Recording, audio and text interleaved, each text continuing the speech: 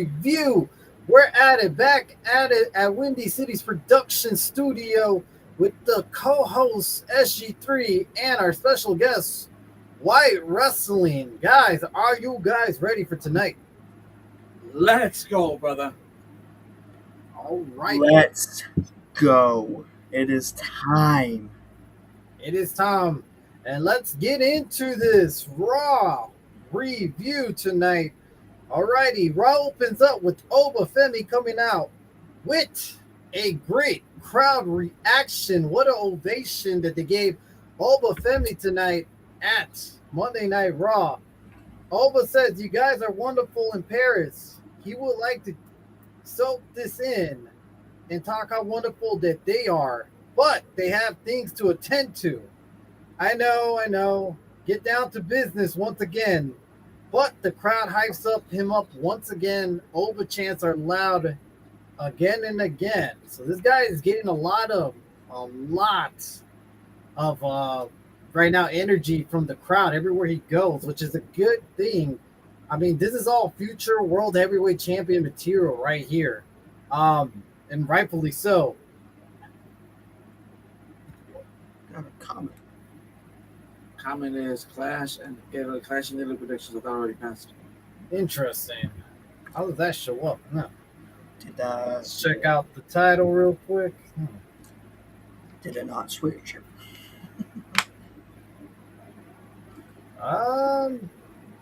Did it not? On our side, we don't see that. Kevin the Enforcer, where do you see that, by the way? Because on our side, we don't see that. Why? Do you have it on the old No, title? It's not my side. Yeah, it's the old title. That's why I'm like confused for a second. I'm like, did we mess up It's That's the all old good. title's from It's from Friday. from Friday, right? I know. That's all good. Yeah, because I was gonna say our titles. Why it's YouTube. All right, why that's on you, man. okay. I been can't called switch. out. It's on your side, so you got to fix it. It's not on my side. What are you talking about? We have the update title in this. No, Uh, you need to fix it. You need to fix it. Oh, you know what you did? what? I know why. Hold on, I go back. You want You what? not save it. No, I think when you send him the link, you send him this one. Ah, So he messed up because he sent you the wrong link, brother. you See? motherfucker! You don't do nothing besides a thumbnail. Look at him. Help me. Blame Windy. He just want to send it to you.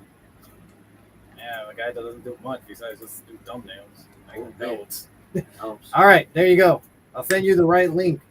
Anyways, all right, let's get back into it. Let's get into the Raw review. All You righty. need to leave. He says that him and Paul don't get along. They have one opinion. They both share that Paul Heyman don't believe in predictions and spoilers. So does he. He has one for the crowd that he will run through every single man in the King of the Ring tournament. He would destroy any person, and he would take, rightfully so, the throne as your new King of the Ring. And that's not a prediction. It's a spoiler. And with that, Nick says didn't want to watch Raw this week. I don't blame you, Nick. But actually, I do, because in a way, you missed out on a really good Raw tonight. It really was a good Raw. It Was was on really a better good. show, better crowd. Honestly, it wasn't bad. It's great. Storylines were decent, but the matches itself were a lot better this Yeah, week. they were. But regardless, we continue on.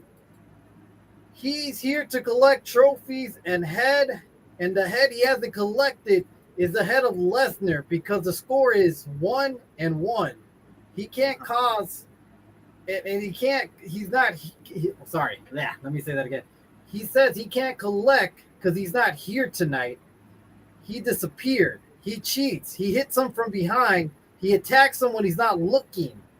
Heyman talks about what he unleashed the big bad beast, but the only thing he's seen he unleashed is a big bad bitch. Brock, you can't stay away forever, and when I see you, I'll settle the score. And with that, mean, honestly, with that promo in itself, that Oba Unleashed tonight was pretty great, honestly. I have, honestly, the highest hope that WWE does him right. I am not a big fan of Brock going over Oba. I'm not a big fan of Brock coming out of retirement. But let's just hope they get on the right track here and keep it going with Oba Femi and this Brock Lesnar feud. Guys, comment real quick. You guys want to comment on this? I'll tell you this, dude. Right now is the right time to, because if you were looking for the beast to replace Lesnar, you found it. It's Right. Oba Femi. Okay. Mm-hmm. If you really want to, because you're looking for the longest time, you try to look for Goldberg, you found Brock. Brock had to come back, cool. And I was like, for the longest time, you're looking for the next like big guy, for the next beast. You thought you had Braun Strowman, didn't happen. Jacob Fatu, unfortunately, they couldn't really do much for him, so they were sticking him back with the Bloodline. He's been the Bloodline's hound. I wouldn't say too much that they didn't do anything. It's just creative doesn't do anything. It's But right now, though, you have a guy who is legitimately he's huge, muscular, strong as hell, and just walks through anybody. At this point, right now is the right time to say, Brock, thank you for your services. You want to come back for the Saudi event, make your millions upon millions of dollars, go right ahead. But right now, though, we're gonna put all our eggs in one basket, which is called Oba Femi. I don't think Brock would have an issue with that. I think it's just creative, have no direction for any wrestler right now on the brand. That's the issue. That's why they returned Brock Lesnar back, because they thought this was the right move. Yeah. Look, for now, the feud is entertaining. I'll give it that. But was it really necessary? I don't know. At the same time, I think they ran their course too soon with the Oba Femi Open Challenge. And I think they realized that they just creatively had no direction for Oba after WrestleMania. So that's why they did bring Lesnar back. Wyatt, any opinions real quick before we move on? Like SG3 said, we got a guy who's too freaking powerful right now. It's Oba Femi. If you want to bring in Brock Lesnar for Saudi, bring him in. He can make his millions. It's definitely going to happen again. Oba Femi and Brock Lesnar is going to happen again. It's going to be happening. And I think it's going to happen at SummerSlam in his home. I think it's happening. So. I think Oba is going to get cost out of the finals of the King of the Ring tournament. And I think it's going to be LA Knight winning the King of the Ring tournament, guys. So. And that's not a prediction. That's a spoiler. And with that, we got a couple of comments. Nick says, I think they want Lesnar versus Oba to be like Lesnar versus Roman. They want a multi-match series. And that, Nick, I hope not. Well, that I actually agree with you that WWE wants. I agree with that one. I hope they don't extend it more than 3 matches. I hope it's just 2 and 1. But I could see WWE wanting that length, and I could even see this going to Saudi, unfortunately, which it doesn't need to be. So if it does go to Saudi, I could see it more like 2-2. I don't know when we're gonna get the next match after SummerSlam if that was the case, but it has to be before WrestleMania in Saudi. But I really don't like that thought, but I can see WWE going that route. Zach Uso Yeet says, did this man change his name again? Now he has changing his name all the time. I don't know why.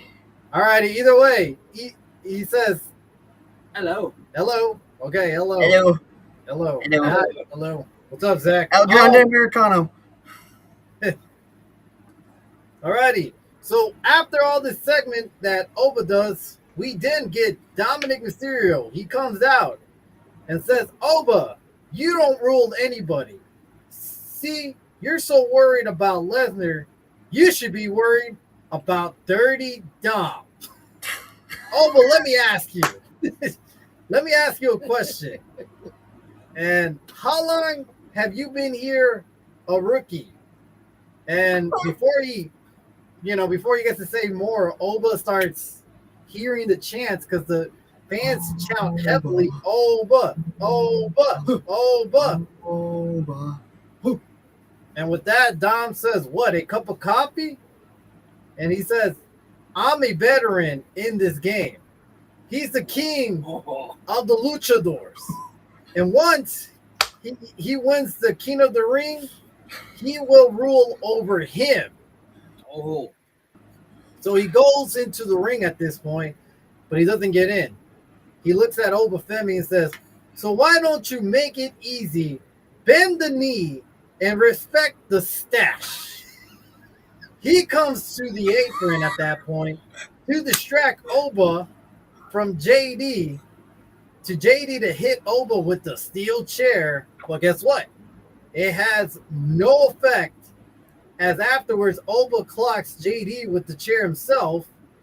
Dom then goes for a 619, connects, goes to the top rope, but Obafemi, the monster he is, catches Dominic Mysterio's, slams him down. But before Oba starts doing real damage to Dominic Mysterio, his friend JD takes him out and saves him. Oba then grabs a mic and says, "You messed up tonight. This is the best part. We know Ray is your father, No, he's not. but next week he's going to introduce him to his daddy." Daddy. And afterwards, Dominic says, "He's not my dad." You know, great segment, great opener. Crowd's heavily invested in Oba. I'm excited to see what's next for these two guys. I do like the dynamic. I do like Dominic finally getting involved in the storyline, because this man has no direction for almost a goddamn month. And now we're having a good storyline finally for Dominic Mysterio. I'm excited to see Judgment Day versus Obafemi. But Judgment Day is going to get a lot of deep waters, because Oba ain't a man you want to face. Sure. They need some heavy power to get after this guy. And I don't think JD and Dom could do enough to damage this guy by himself. We got a couple of comments. I was trolling my friends by making my YouTube name Dan Housen. Okay, that makes sense. Nick says Okay. Dom Mysterio getting booed out the building. He was actually. Today he got booed, which was kind of odd, because usually he gets cheered now more than often. But it reminded me of the old school Dominic Mysterio boos that I enjoyed a lot. Yeah. What else we got? I love Zach that says one. Dominic should understand that Obafemi is the ruler, and when that day comes, Oba's gonna lift him up and be Dom's new daddy. All right, well, there we go. I can't argue with that statement. I got one last one. Nick says Daddy Oba with hard eyes. I mean, hey, man, he's a big dude. Amen. Hey, man, I mean, honestly, man, when you see that guy, there's no other way to look up at him with those eyes. No Yeah. way. So regardless, man, it's a great opener. I liked it. I'm honestly excited to see I loved it. more into the feud with Dom and Oba. I think Judgment Day I do not like Judgment Day, period. I don't like this version of Judgment Day. I think they should disband it and call it something new. But I like the fact that they're going with the new direction and finally going into a proper feud set for them. So excited to see. Mhm. All right. Seth then gets interviewed by Jackie Robinson, saying, imagine him feeling a bit satisfaction after having seen Braun Breaker spear Paul Heyman last week through the barricade wall. Seth says, listen to him. And at this point, Paris is just in awe with Seth Rollins doing his theme. You already know that theme song. When Seth Rollins says, welcome to Monday Night Rollins. And at that point, he says, time is a flat circle, because last time he was in Paris, he was the world heavyweight champion. He was the leader of the Vision. And the Vision was the future. But now the Vision is the past. The present is the King of the Ring tournament. And a win is necessary. The further it is me taking back the title, he didn't lose. He has a date down the line with Roman Reigns, the man he used to call brother. He's holding to a title that doesn't belong to him. One, he has made it belong to the visionary, the revolutionary, Seth freaking Rollins. All right, quick segment with Seth. Good introduction. I liked it. Raw's kind of moving fast paced. Pretty good. Couple of more comments. Well, actually, one last one. One last one. Zach says, or Brock Lesnar costs Oba. Well, that's the theory that eventually, put it this way. After you call Brock Lesnar a Bitch. big, bad bitch, I don't think Brock's going to take it kindly to that. So we'll see what happens in a couple of weeks, Zach. You never know.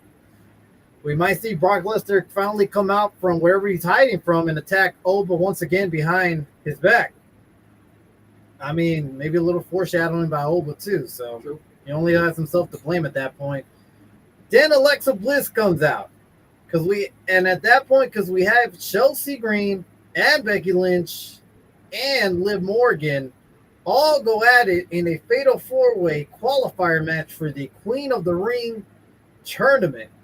And at this point, this match does go back and forth. Pretty good spot fest going on, actually, towards the end. Honestly, this match wasn't that bad. I liked it. These women had great chemistry, all of them. But the ending, I did not like. So put it this way. Chelsea Green goes for the Unprettier to Becky Lynch. But out of nowhere, Liv Morgan comes out and pins Chelsea Green and picks up the win to advance to the tournament. And that means Liv Morgan goes on. What do you guys think about this? I hate it. I hate it too. It don't make sense. It doesn't make sense, but it kind of does. If you do put her in the finals, something could happen. Like maybe Roxy betrays her or something that somehow. But it should have been Chelsea, man. It should have been. Like, Chelsea was there. Chelsea deserves a lot. It just sucks. Yeah. What do you think, SG3? I agree with him, honestly. Correct me if I'm wrong, but I remember back when we were still young and the King of the Ring happened, the champion was never in the tournament. Well, yeah, that's what we talked about for the last couple of episodes. That, especially last week, that it doesn't make sense. Well, here's the issue. I mean, let's put it. I get the women's roster is very thin. But why? I disagree with that. The women roster is not thin. I think it's stacked more It's than super ever. stacked. Honestly, it's super stacked, Yeah. but they just don't see it stacked. That's what I'm saying by the running thin. I don't think it's running thin. I just think creative is so dumb. Because here's the issue. The real issue is Liv Morgan has nothing to do. No storyline, no direction for weeks, for months, since WrestleMania. Yeah. Since the whole Stephanie Vaquer getting injured, they just had no creative direction for her after she got injured because that was the feud that they were trying to set and run with. And afterwards, they're like, well, I don't know, just go show up at segments and have fun. And it doesn't make sense. I agree. The women's champions should not be competing in the Queen of the Ring. It doesn't make no fucking sense. And for her to qualify, taking the spot away from one of these three women, see, it could have been anybody. Any of these three women would have been Becky. fine. Could have been Alexa. Yeah. Becky made sense. Could have been Chelsea. Chelsea made sense. Alexa Bliss would have been my last pick, but she would have made sense. But anybody. But instead, we move on with Liv Morgan, which makes no sense that she's the women's champion. So if she wins the Queen of the Ring, what does that mean? I don't think she's going to win. No. But if she does, No, she ain't winning. No. what does that mean in the end? Creative is really bad right now. Yeah. It's just so stupid. Creative sucks. Yeah. We got a couple comments, by the way. Firstly, Ryan Milky, hey, welcome back, brother. Hey! Long time no see. Welcome back, brother. Welcome back, man. Zach says, not Liv. I hate her song and that she won. Which song? Because SG3 likes one. Remember that. Love them all. Trouble. Greatest of all Sorry. time, man. Hey, I mean, that She's could have better been than Britney Billboard Spears. top Better than Britney Spears. 50 or something, you know? You never know. It's her singles. Hey, albums. she gave us a hell of a performance on Raw. Come on, damn it. That was a good fucking theme song of her. I don't know why they didn't roll with it afterwards. All right, what else we got? First Dom and now this. Dan, please curse Liv too. I mean, honestly, I think that's the direction we want all to see because creative for Liv Morgan has just been really horrible. I don't know what they're going on. That has been the talk of the town, basically, is what they're doing with Liv Morgan makes no sense creative-wise. And it's just a waste of space, unfortunately. And I'm not saying that it's Liv Morgan herself. She's great. I'm saying this is creative. It's just stupid. That's all. Yeah. So don't take it twisted. We love Liv Morgan. It's just how creative is so dumb right now. and have no direction where they want to go with this angle so far. We already know that this is kind of foreshadowing to Raquel versus Liv in probably the finals, where I could see Raquel probably winning this and causing some chaos in Judgment Day finally. Yeah, or even Roxanne. Roxanne's out though. Oh, then never mind. Yeah. Okay, cool. But I got another theory for that later on tonight when we talk about it. We got one more comment from Nick. As long as Michael Piece of shit Hayes is there, Chelsea will always be Nick. You bogus for that, Nick. Screwed Michael. You bogus for that, Nick. You don't have to get a reminder of Michael fucking Hayes talking about Chelsea Green like that. It makes me sad. Yeah, just screw him. Yeah, but yeah, you're right about that. So regardless, look, we move on. Penta's then seen with good old unmasked Chad Gable. And he tells him, Penta, I'll keep this short because you got an important match tonight. I talked to your brother, and I've done a lot in the past that I'm ashamed of. I spiral, crazy, impersonated a luchador, disrespecting the culture. And it all started because I lost to you in your WWE debut. And at that point, Chad Gable says, but I'm not going to lie. That match that we had was awesome. But, I don't take it. Like in the end, he says, look, I don't take it like a man. My actions shows that I don't expect anything from you, but I'm here to look you in the eye and say, I'm sorry. Penta says, I love Lucha Libre and his brother, and it's not easy to hold his own, and I know that. You want to do right by Lucha Libre, you need to know who you need to talk to. Chad says, I know. So there's still more people that Penta's kind of saying, I forgive you, but there's still more guys you got to apologize for. But regardless, the segment was pretty good. I like seeing Chad Gable back on TV, getting a spotlight finally. And if you notice, when he did come out, he had a great crowd. He had a huge pop, man. He had a huge pop. And when he said he was sorry, he even had a bigger pop. So it was nice to see that they're going right about this whole Chad Gable, and they're showing him. Last week they showed him on SmackDown apologizing to Phoenix. Now Penta, and later on we got him back once again. But until then, let's read a comment real quick. Ryan says, "Liv winning solidifies her reign as women's champ. New music, new video. I agree, creative is dumb, but it kind of makes sense in a weak women's division. In my opinion, we need Stephanie back." So at that point, we get new music, huh? I kind of makes sense in a week. The women's division is, I don't know. See, here's the thing.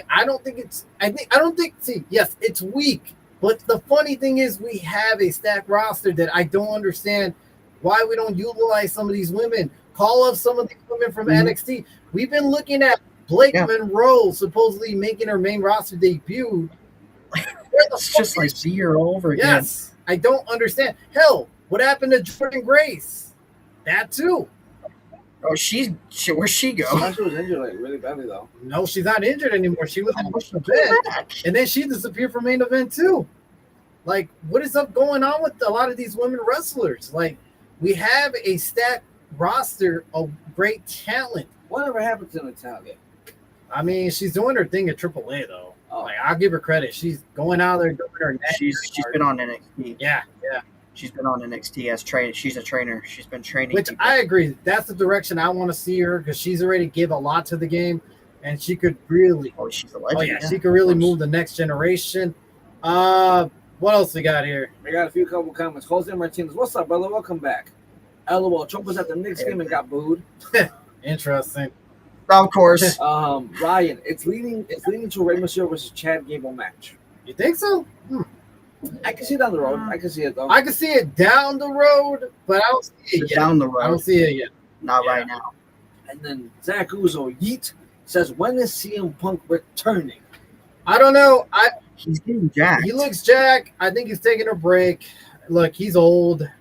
Let's be real. He's old and he's running out of gas. So he needed the break. He looks in great shape right now. My predictions, SummerSlam. Yeah. Because Good time. SummerSlam. Yeah, I can see What that. else we got? Nick says, what happened to Maxine Dupree? She got 8 by the She's Vision. on backstage. Tonight there was no appearance of Maxine Dupree. I saw her. She was so somebody was coming back and she was talking to Otis and Tozawa. I saw really? her. I don't, but you couldn't really see her. But I saw her. So Was this a commercial segment or was this like no, it was during the during the show. show? Interesting. I must have missed that. It was going to a commercial. So that's the thing. We'll give our predictions about this whole Maxine Dupree and even Chad Gable later on. What else we got? Okay. Benta said he's needing to talk to someone else in regards to Lucha Libre. Who has a say in the WWE when it comes to Lucha? Ray. But he did talk to him, though, brother. He did talk to him later on. Talk about that later. Yep. So yeah, I agree with you on that, Ryan. So let's continue on with this Raw review. Alrighty. And with that being said, we end up getting Seth and Montez Ford seen together as Montez looks at Seth and says, you know what? I wish you the best, Rollins. Good luck. Because honestly, you is this generation king of the ring. Seth says he's glad he stopped by. He's glad he helped him last week. And also asks, how's Dawkins doing? But before you can answer that, the Usos show up. And Seth looks at them and says, can I help you, gentlemen? Jay says, Seth, I'll be real careful how you talk about the family.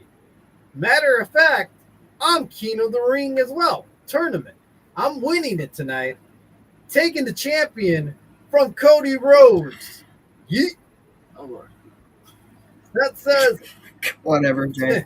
Seth says, congrats. I'm glad you in the tournament. You're not going to win, though. That's more I can say about you than I can say about Big Jim over here. He's not in the tournament.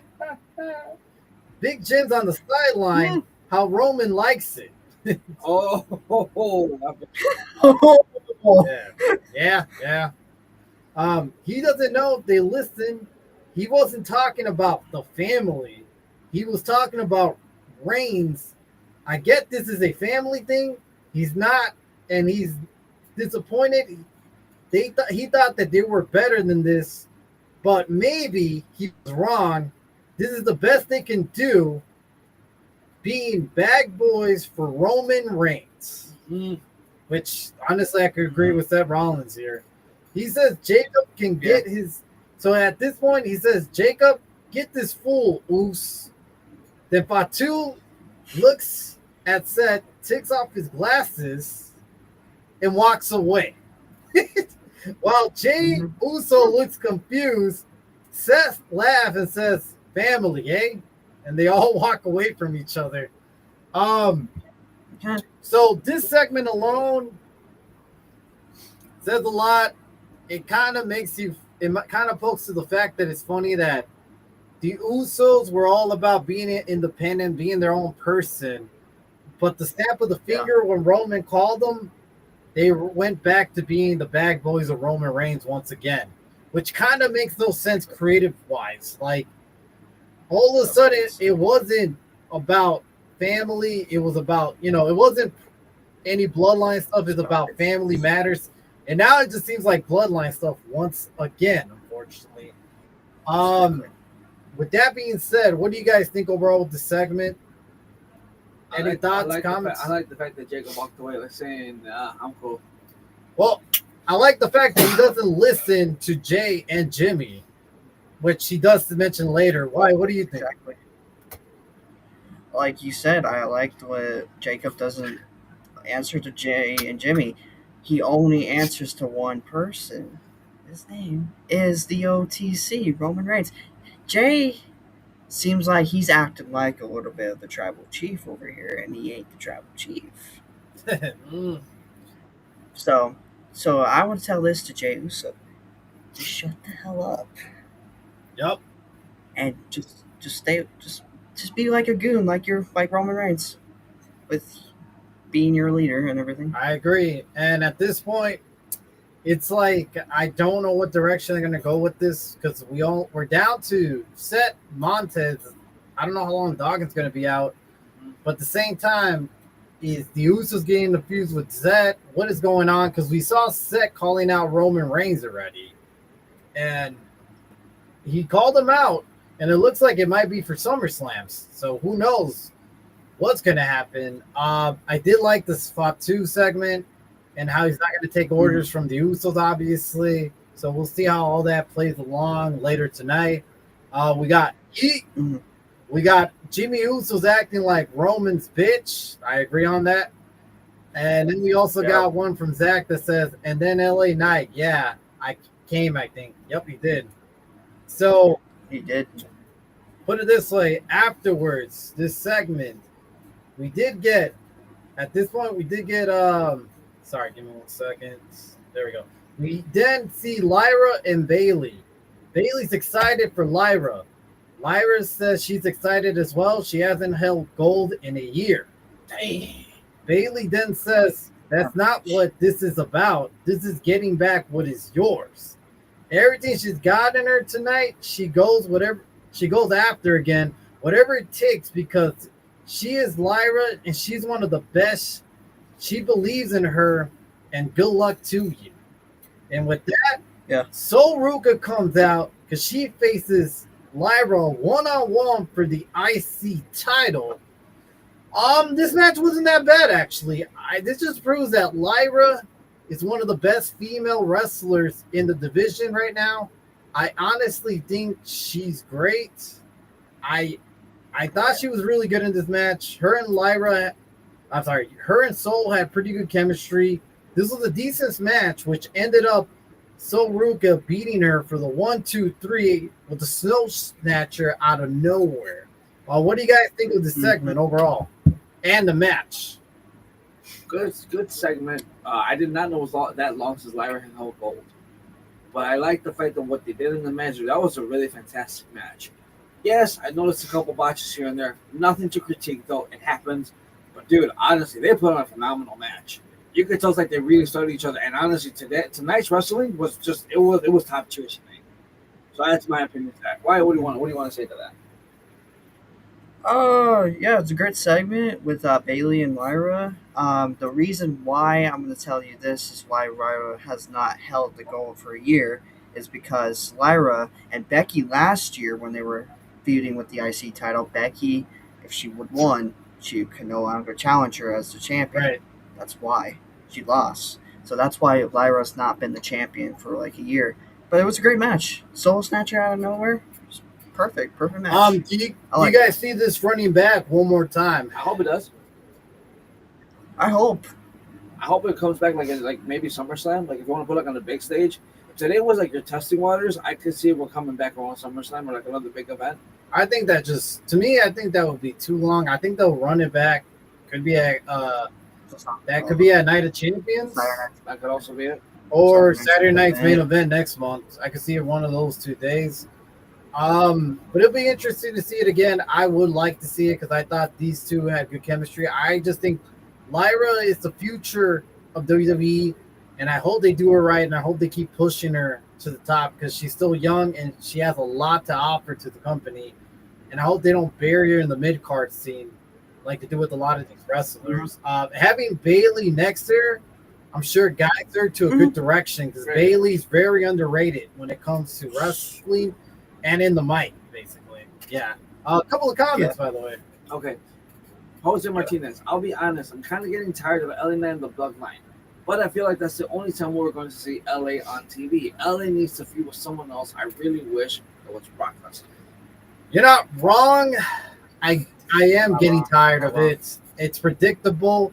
It's running the same old shit again and again. The sad part is you are right. We did see LA Knight on the Chris Van Fleet podcast, and he did talk about a lot of things and went into a lot of things that we've all been thinking about. He just put it all out there. And if you guys haven't seen that interview, you guys should go check it out. But he held nothing back. And what we've been thinking about, creative and stuff, is exactly what he went into on that podcast. It's unfortunate, but you're right. The only time we're going to ever see him. As far as him feuding with Brock, I would like to see it only if LA Knight went over. The issue is he wouldn't go over. Yeah. Not in a million years Brock Lesnar would ever put a guy like LA Knight over, unfortunately.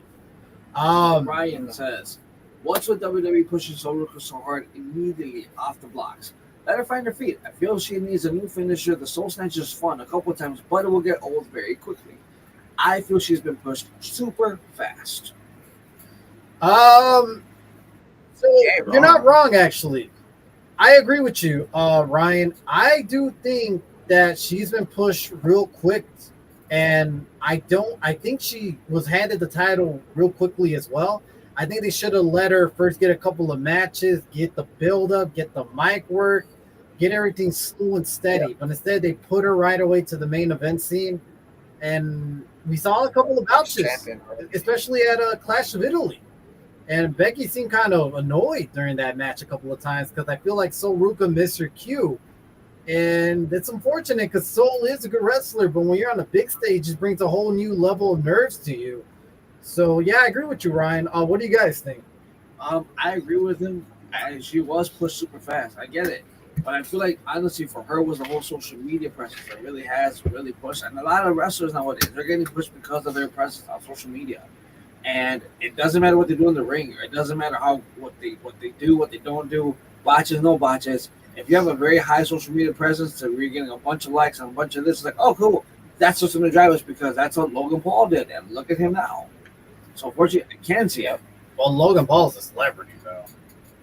But I'm saying, though, they're looking at like likes, comments, like that kind of stuff to actually drive people to watch you on WWE. Because Sol Ruka, she did recently, when she first came onto Raw, she did a handstand walk to her car and then got in that way. That drove a lot of comments around. Everyone was like, oh, dude, that's really awesome, this and that. So all of that brought a lot of attention to her. That's what I'm saying. WWE seeing like social media as, if you're not big on social media, or people are not giving you hashtags or like tagging you and stuff like that, you're not going to be that big here. But what about then Matt Cardona? Matt Cardona was always the internet king, man. Matt Cardona's the internet king, man. I just see it like WWE picks and choose, and they really do want to push Sol Ruka, and I do think Sol Ruka's great. I just don't think he's very, like, I don't think they Ready. took this steady. I think they just pushed her right away. Wyatt, what do you think? I totally agree with Ryan. I think they pushed her way too fast, but it's great to have her got the win at Clash in Italy, but they're pushing her way too fast. Like S3 said, they're looking at their social media, how many likes they get, how many comments they get, like during their posts. They're looking at it that way a little bit, but I agree with you, Wendy, as well. They are looking in a different way. They want to bring some people in. They want to push them. Some of them they don't want to push. So for Sol Ruka, they kind of did push her way too fast because she did a couple botches Oh yeah, on her matches, and but she's still a great wrestler. But she got pushed way too. she fast. needs to improve too on the mic because I think she needs a lot of mic work. Yeah. And she needs to find the right character for her right now. Exactly. But like I said, I got hope for Sol Ruka, so I think she'll I have find her hope. ways. I do. What else you got? I do. Zach says, Ryan also says, LA Knight is the male version of Chelsea Green, always a bridesmaid, never a bride. Enhancement talent only. The bridesman, never the bride. You bogus for that, Ryan. It's true though, but it's funny. It's true. That's sad too, man. That's funny. I'm sad. I'm sorry. Nice. Okay, Alrighty. Zach says, also, I'm about to unlock tier 40 in ringside pass. Okay. I'm at like fucking 32. I'm still behind. I haven't played that game in a while. I'm on So, yeah. I'm on the second tier, man. I'm already on the second tier. I'm not even done with the Rings Pass season 2. What the heck, man? I only got a little further for playing a little bit more lately, but even then I'm way behind. I might as well just buy the tiers at this point. Well, then again, it's probably Exactly. It costs you money, Yeah. dude. That's Stupid. stupid. I don't want to pay that. So Jose gave 2 comments.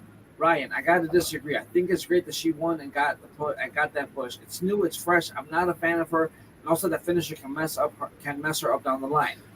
But internet wrestling community will always complain saying WWE should push this person from NXT or this person. Hey, it's happening. So look, I agree with you, Jose, about the whole finisher messing her up down the line. That is one of the concerns that we had.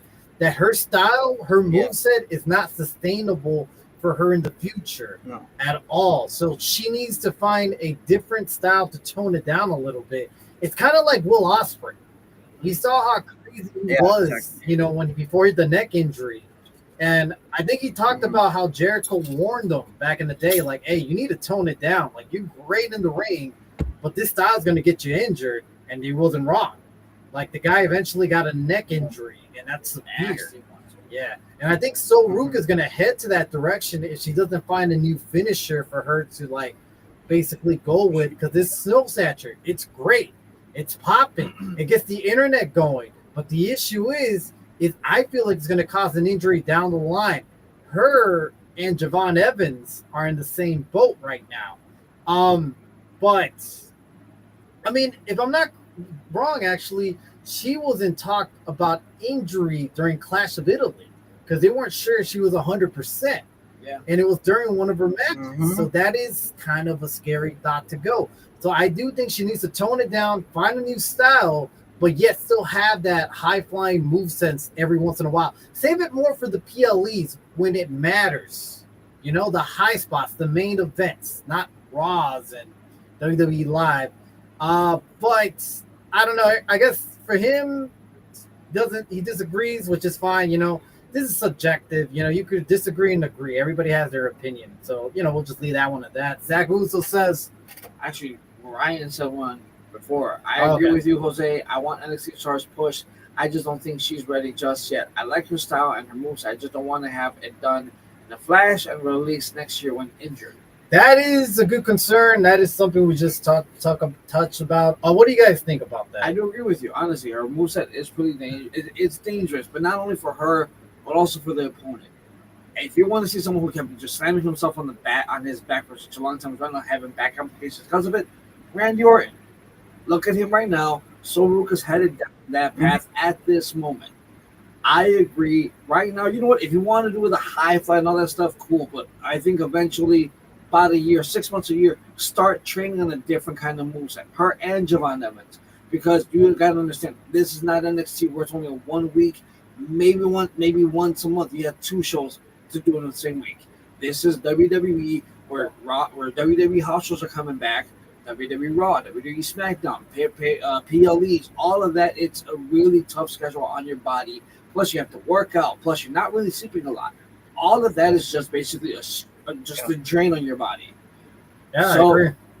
No, I think both of them should honestly start looking at, you know what, right now, I'm in my low 20s. I can maybe do it for 6 months, and let me just go ahead and preserve. That's how your AJ Styles, your Daniel Bryans, your Daniel Bryansons, all those guys, especially the ladies, Trish Stratus, when she came back, she looked great. Charlotte Flair, still at this age, still looks great, even though she's been through her injuries. It's because they started changing the moves and realizing, look, I can do this right now, but I can't do this forever. Yeah, so you did put up a great point on that, and I agree with you 100%. It probably is going to take one of these old veterans to tell her, hey, you know what? Let's talk about your movesets. Hey, we want you to be on this game for quite a while. We don't want you to be injured, just like Ryan and Jose said. So I agree with you guys 100%. Why? Well, do you have any comments on all this? No, not at the moment. I totally agree with you guys on that one. Definitely do. Okay, great. What else we got here? We got a couple comments. Zach says, I'll be getting Brock Lesnar Backlash 03 and King with slow chemical theme. He says, nah, I didn't buy the tiers because there's so much a scam. It's so much money. And I was just doing matches as Brock Lesnar against the dummy. I put the dummy overall as 30 and Brock is 94. With that type of rate, of course you're gonna move out fast, man. I'm over here trying to face. I'm just trying to have fun, actually. I just like having dream matches, actually. I like the game. It's pretty good. Time to waste, time to kill type of thing. I mean, overall, there's some improvements for next year, but I like the game, but that's a smart way to do it. What was the glitch? Not the glitch, sorry. What was the thing they were doing before this? It was the Eric Bischoff, where you would just take like a Brock Lesnar and beat up Eric Bischoff, the lowest ranked guy, several times in a row. And then Oh And man, those are good And days. then 2K updated a patch where they made it Eric Bischoff a little bit more difficult to beat in that perspective. And I think this went all the way to Stupid. Eric Bischoff that he got it on this podcast.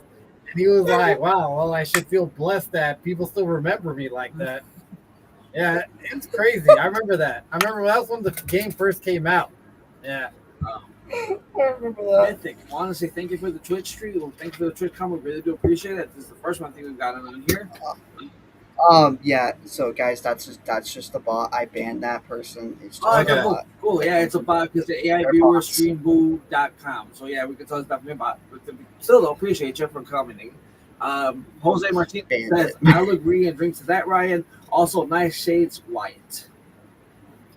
Oh, thank you. All righty. So we got through some of those comments. And with that, further down Raw we go tonight. And we're pretty much more than halfway there. Jay comes out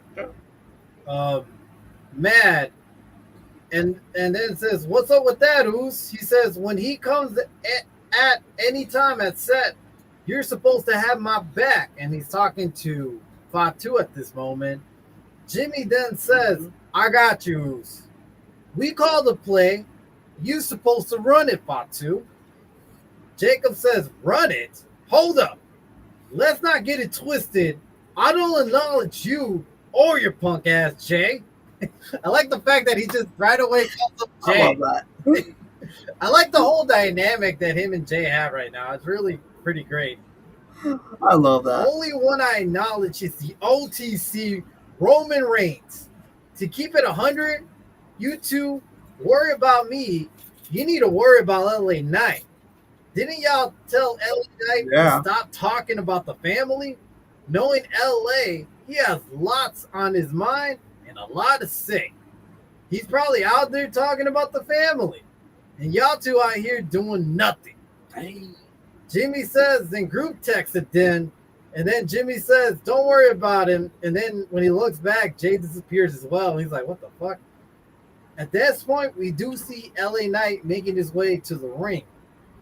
Before we get into that, so we got a little bit more issues with the Usos, Fatu going on. They're not on the same page. They're not going to be on the same page. Do you see this eventually Fatu warming up, or is this just going to go on continuously throughout the whole summer? I hope it continues through the whole summer because it makes for funny segments. It makes it a better dynamic, especially Jay and Fatu. What do you think, Wyatt? I agree. I think it needs to go all summer. It gives you better dynamic, funnier segments.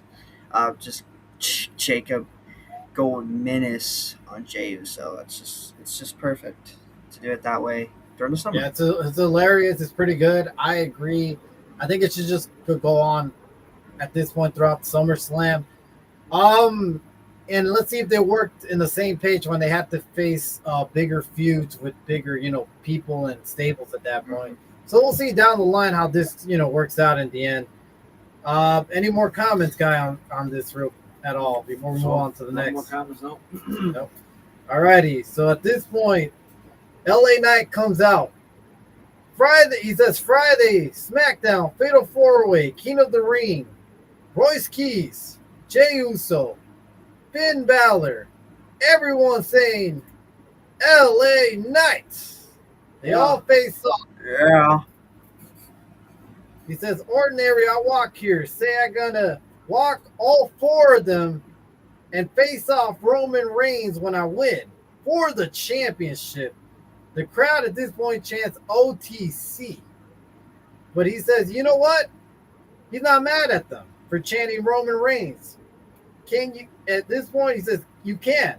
Tonight, he's not going to come out here and say he's going to win the King of the Ring. He's considered the landscape right now wrestling.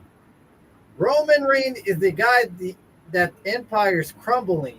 He's out here holding on to any power he can to keeping us all trapped in this bloodline vortex. Dang. Honestly, when he said this, I feel like he's just shooting. He's legit shooting at this one because he's probably pissed off that he's once again inserted into the bloodline. Literally. And he says, so I can't think someone from the bloodline ain't going to come down here and interfere to help out Jade win. He heard the warning shots. Don't talk about the family. It's none of your business. But unlike them, he doesn't take orders from Roman Reigns. I don't fall in the line to the tribal chief. This neighborhood, he is the chief. So it's Chief LA Knight. He goes and wins the King of the Ring for the title. You can't think for a second that every single bloodline member will come out here. Jacob, Jay, Jimmy, John Jingle Hyden Smith. Fun fact, his name is my name too. He's probably going to get involved there too. Mom, their dad, their uncle, their aunt, their son, their daughter, you know, the whole fiasco. Roman Reigns will still be champ. Guess who's going to put the stamp on it, and that is Adam Pearce. He ain't going to go far to say Adam is in the pocket of the bloodline. He's going to say there's a stark market difference. He talks to him and Roman. He got his favorites, but that's okay. He may not, and this is another shoot, I feel like. He may not be the unchosen. He may be the unchosen, but every single one of you chose me. And he looks at the fans. He chose himself, which means he does it his way. He gets the job done, and he makes the one promise, and that is, I don't know how to quit or stop. I can't stop. LA Knight, he wishes at this point, LA Knight, he wishes every single man luck, especially Jay. He wishes so much luck to him to do it on his own without calling his family to ringside. Yeah. And at this point, Jay then comes out, does his yeet, he just comes in the ring and yeets out all the way. And then eventually he looks at him and says, main event Jay Uso's in your city. And at that point, he tries to run it back and does the yeet once again until LA Knight cuts it out and says, you don't expect me to just stand here and watch this. Tell me why you came out here to interrupt me. Then Jay says, all gassed out, by the way. Actually, he was. Yeah. He was like losing it.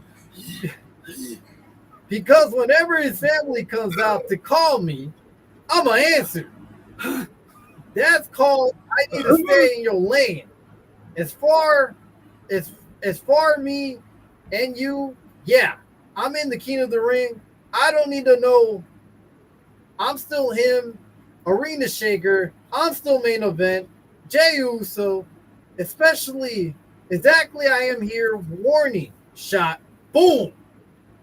And he says all this while he's gassed out. Honestly, it was a bad segment.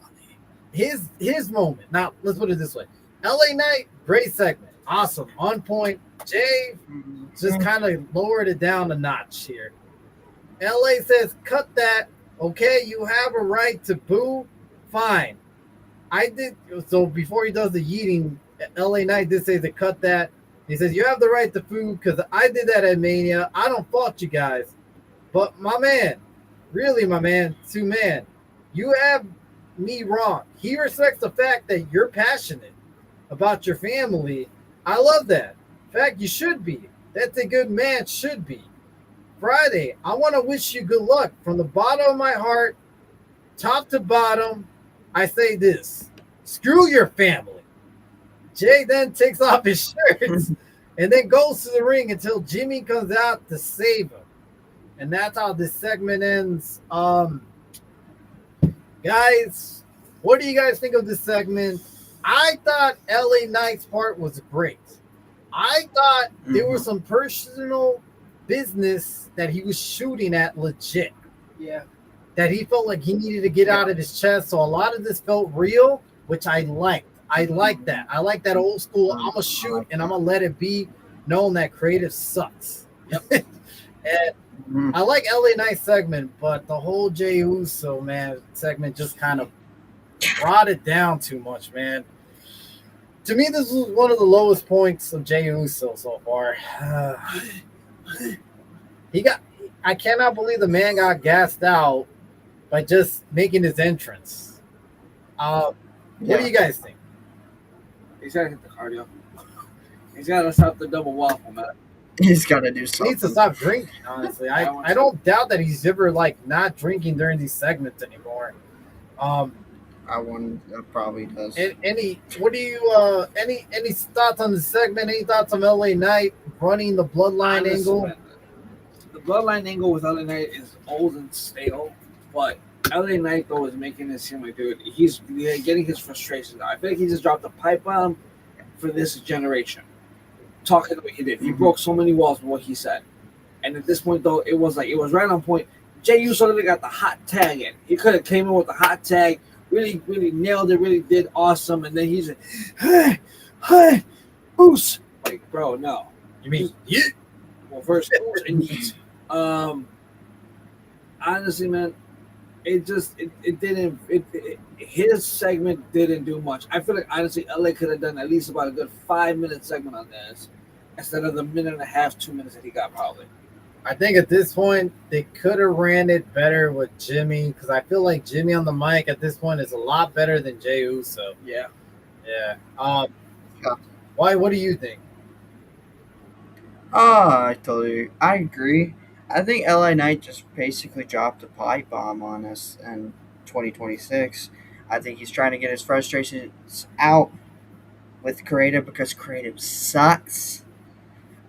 Jey Uso, this really lowered my night on the Monday Night Raw. Yeah. Jey Uso doing the freaking yeets and then running it back, and I'm like, why do we need this? And then him,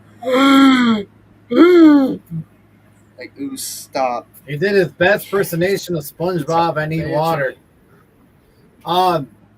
So my theory is this, though. I do see the last final to be LA Knight versus whoever at this point, but I do see LA Knight just because it doesn't make sense him to get involved back into the Bloodline and not go all the way and win this. It doesn't make no sense why they would rehash this feud once again. I could see him going all the way and winning the King of the Ring. And if he does, I'm kind of happy because this is probably the best we're ever going to get. I don't think he's ever going to win the title, but at least we could say he won the King of the Ring, I guess. He won something. Yeah. Yeah, at least he won something. Yeah, I mean, he's never going to win Money in the Bank, which is unfortunate. So I wish. I guess this is the only thing. And I kind of like the whole King LA Knight type of name to it. So I'm for it. A couple comments.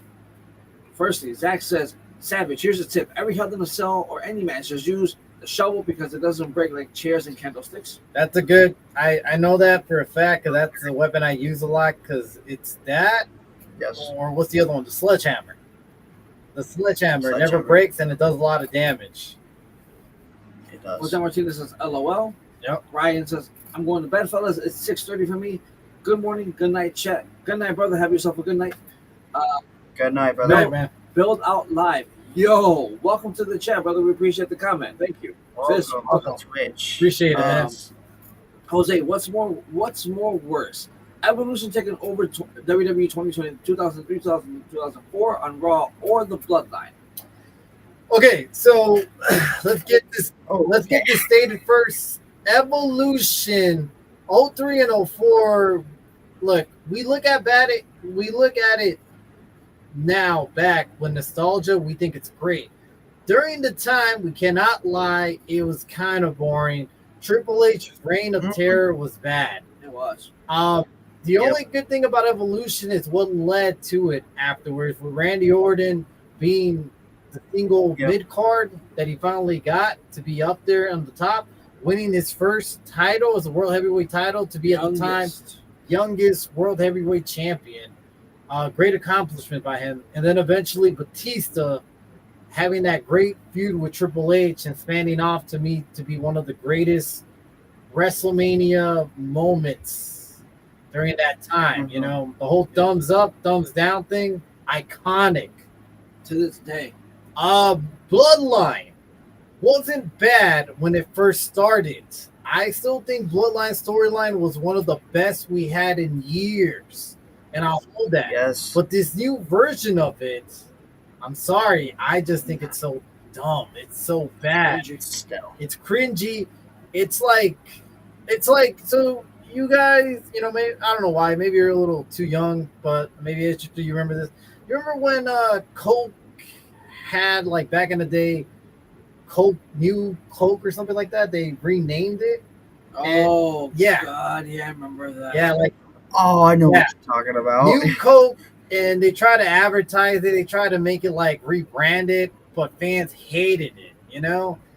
It's Yeah. like sometimes you can't just rebrand something, and in this case, reintroduce it in this era, which is only a few years away from the old one, and make it think that we liked it when we don't. We like the old stuff. We like where history was. But sometimes Mhm. this whole bloodline reminds me of, I forgot who said it not last week. It reminds me of the whole NWO, where we have all these versions of it, except we don't have the 100 members. And thankfully, Yeah.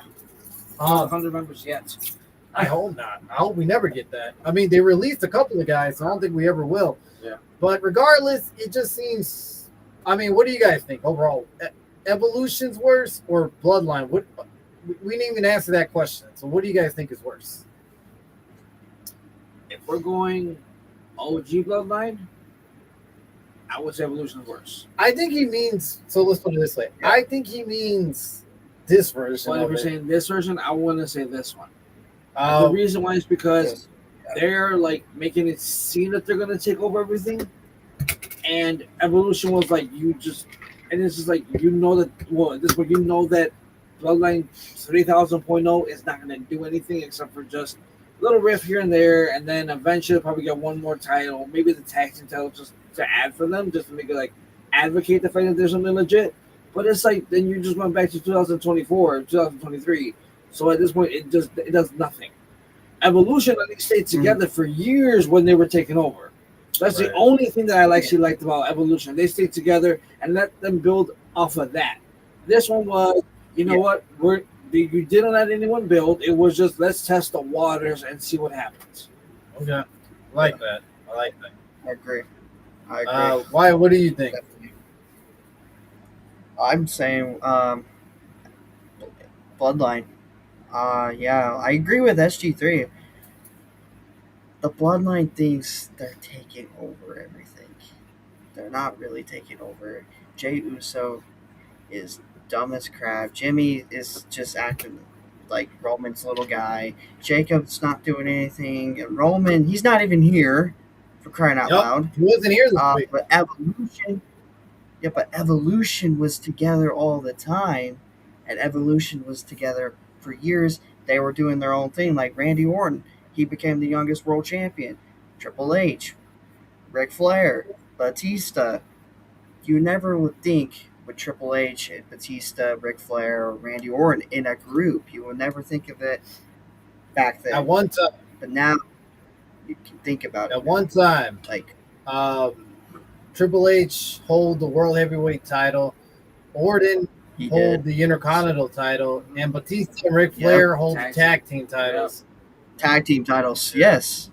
They were champions. They held the gold. The only issue is I did not like the burial of so many superstars during this time. So many good superstars, especially a guy like Bill Goldberg. Yeah. But at the time, it was legit backing up to him that, yes, this guy could have been bigger in WWE than it should have been. Scott Steiner, which it's a hit and miss because Scott Steiner was still injured and he still was gassed out. But at the same time, they buried him. They just went over too many guys during that time. And I do think Triple H Reign of Terror did really mess up the legacy of Evolution. If we look back at it, not in the nostalgia base, but an actual in-depth look into it. But I do agree that Evolution is still on another better level because of all the prospect that they basically came out of this faction in the end. Especially a young Ric Flair. Yeah. And I think we keep forgetting, man. The guy had it all, man. I mean, he already had 16 titles on him, man. I mean, Yeah. one of the best, man. Don't forget the single match that he did against Triple H. That was a pretty good match. That was a fantastic match. Yeah. Yeah. Mm-hmm. Yeah, man. The 30th player in the game. What else we got? And then Ryan says, great stream, Wendy, SG3 and Wyatt. Appreciate it, my man. Appreciate it, brother. Zach says, Thank eat, you. eat. And then he says, Zach says, back. Ryan says, the yeet is a symbol of him lowering the standard. Yeet, I'm out. All right, that's a good one. Ryan says, LA Knight isn't winning jack shit. Come on, Wendy. I'm the one in bed and you're in dreamland. LA Knight, you're good. Okay, so let's talk about this Go. then. Let's go. What do you want to talk about? Well, let me talk about this. What do you want to talk about? So LA Knight winning. If you don't have LA Knight winning this King of the Ring, who do you have in your finals? Because Seth Rollins is out. Let's just put it out there. Spoilers right now. That's gone. Seth is out. Who's gonna win this? Oba's not gonna win this. We already know that he's gonna get screwed out Oba of this. goes to the finals. He'll get to the finals. Brock's gonna get involved. I think he gets to the final. I don't think it's the semi. I think it's the actual final, and Brock screws him there, and then that's how LA Knight wins. That's what I'm saying. Oba screws, Brock screws Oba at Night of Champions. LA Knight's in the finals with him because he's gonna have to maybe win on Friday. If LA Knight wins, he's gonna go against Javon Evans. I'm putting it out there right now, Yeah. Well, but LA Knight will win that, and he'll go to the finals. only guy I could see maybe going to the finals because for some reason I feel like they will do this because some NXT type of feud would be Oba versus Javon. Yep. I could see that happening, I like Javon, but it doesn't make sense for LA Knight not to go to the King of the Ring finals and have something to do for him in this whole feud. It does not. Yeah, I agree. because Seth is out. Seth was basically the guy that everybody wanted. They thought he was going to win, but now he's out. We thought he would. Now it's anyone's game. Literally. Yeah, so Which I like it. That's what makes it awesome. I really like. It's the ultimate surprise. Yeah. That's what it is. what else we got? OG Bloodline was Cinema Curry Days. Bloodline is AI slop. That I agree with you. That is Yes. finest. Yeah. Sign of the times. Mhm. Zach asked you a question. Savage, would you rather face Brock Lesnar on Legend mode or do Inferno match against a surprise superstar? Fuck that. Give me Inferno match against a surprise superstar. You know how hard it is to beat Lesnar on Legend mode? Okay, so it depends. Who's my superstar of my pickings? Is it me picking someone, or are you going to give me a certain somebody? And let's be realistic. You can't just give me fucking Penta. No, He's gonna give you Maxi Dupree. fucking Ray Penta's still overall decent. Ray Phoenix is forward now. He's gonna give you Maxi Dupree over here. Dupree. Who else is there? Eric Bischoff. Michin, Otis. Otis. Efab. Akira Tozawa. Joaquin Shit, at Wild. least give me the Road Dog. Oh, you didn't know? Billy Gunn. Billy Gunn is still decent. I'll take him. Well, Billy Gunn's decent in the game. That's the You know what? I think I remember one time, this is just for shits and giggles. I played with the Road Dog and I faced Cody Rhodes and I beat him somehow on Legend mode. So anything could happen. It's anyone's game. Also, Inferno match is also on Legend. Um, Oh, hell no. Come on, dude. He gave you Dom. I'm sorry. I know I went ahead, but he gave you Dom. Dom versus Brock on Legend. I'll take that. You know what? I'll take that. I'll take the challenge. I may just do that one day for live stream, just for the fun of it. Just for fucking. You know what? I might just take that. I might just take that. You know what? Dom versus Brock. I'll do it.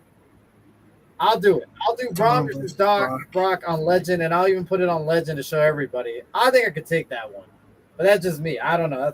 That's actually a good setup right there. What else we got? And then, last but not least, Ryan says, use LA Knight to beat Lesnar. He's your king of the ring, isn't he? I could do that. LA Knight would be a step up from Dom. So I'll take LA Knight, and I'll beat Brock Lesnar easily on Legend mode. King of the Ring style tournament. I'll take that challenge. I really will. I gotta train, though, for that one. I'm not doing that bad. Actually, I've been pretty good at that game.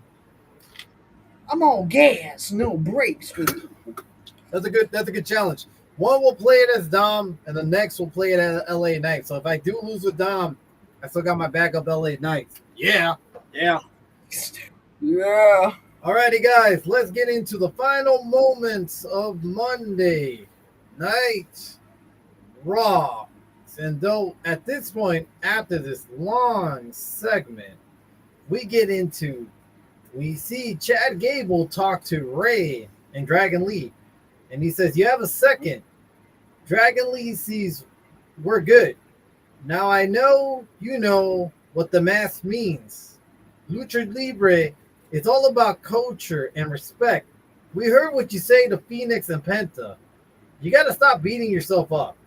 I knew a year ago," and by the way, this is Ray Mysterio talking. "I know a year ago when you started this whole fiasco mission to make fun of Lucha Libre, I did want to knock your block off. But after watching your Masters' Mask, I could tell you, I see a true Lucha Libre. I felt that match was great, and consider your apology accepted." So Ray is basically paying respect, as we all did, to that match, because actually it was one of a kind.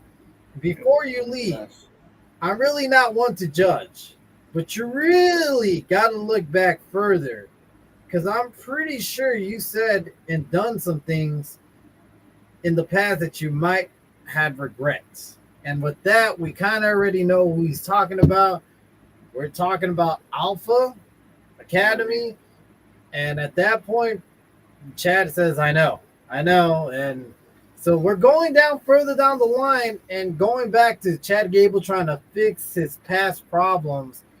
And with Alpha Academy being one of them, it'll be interesting to see his involvement, knowing that Maxine Dupree is talking a theory and how he's going to get involved with all this. I kind of like the storyline in a way.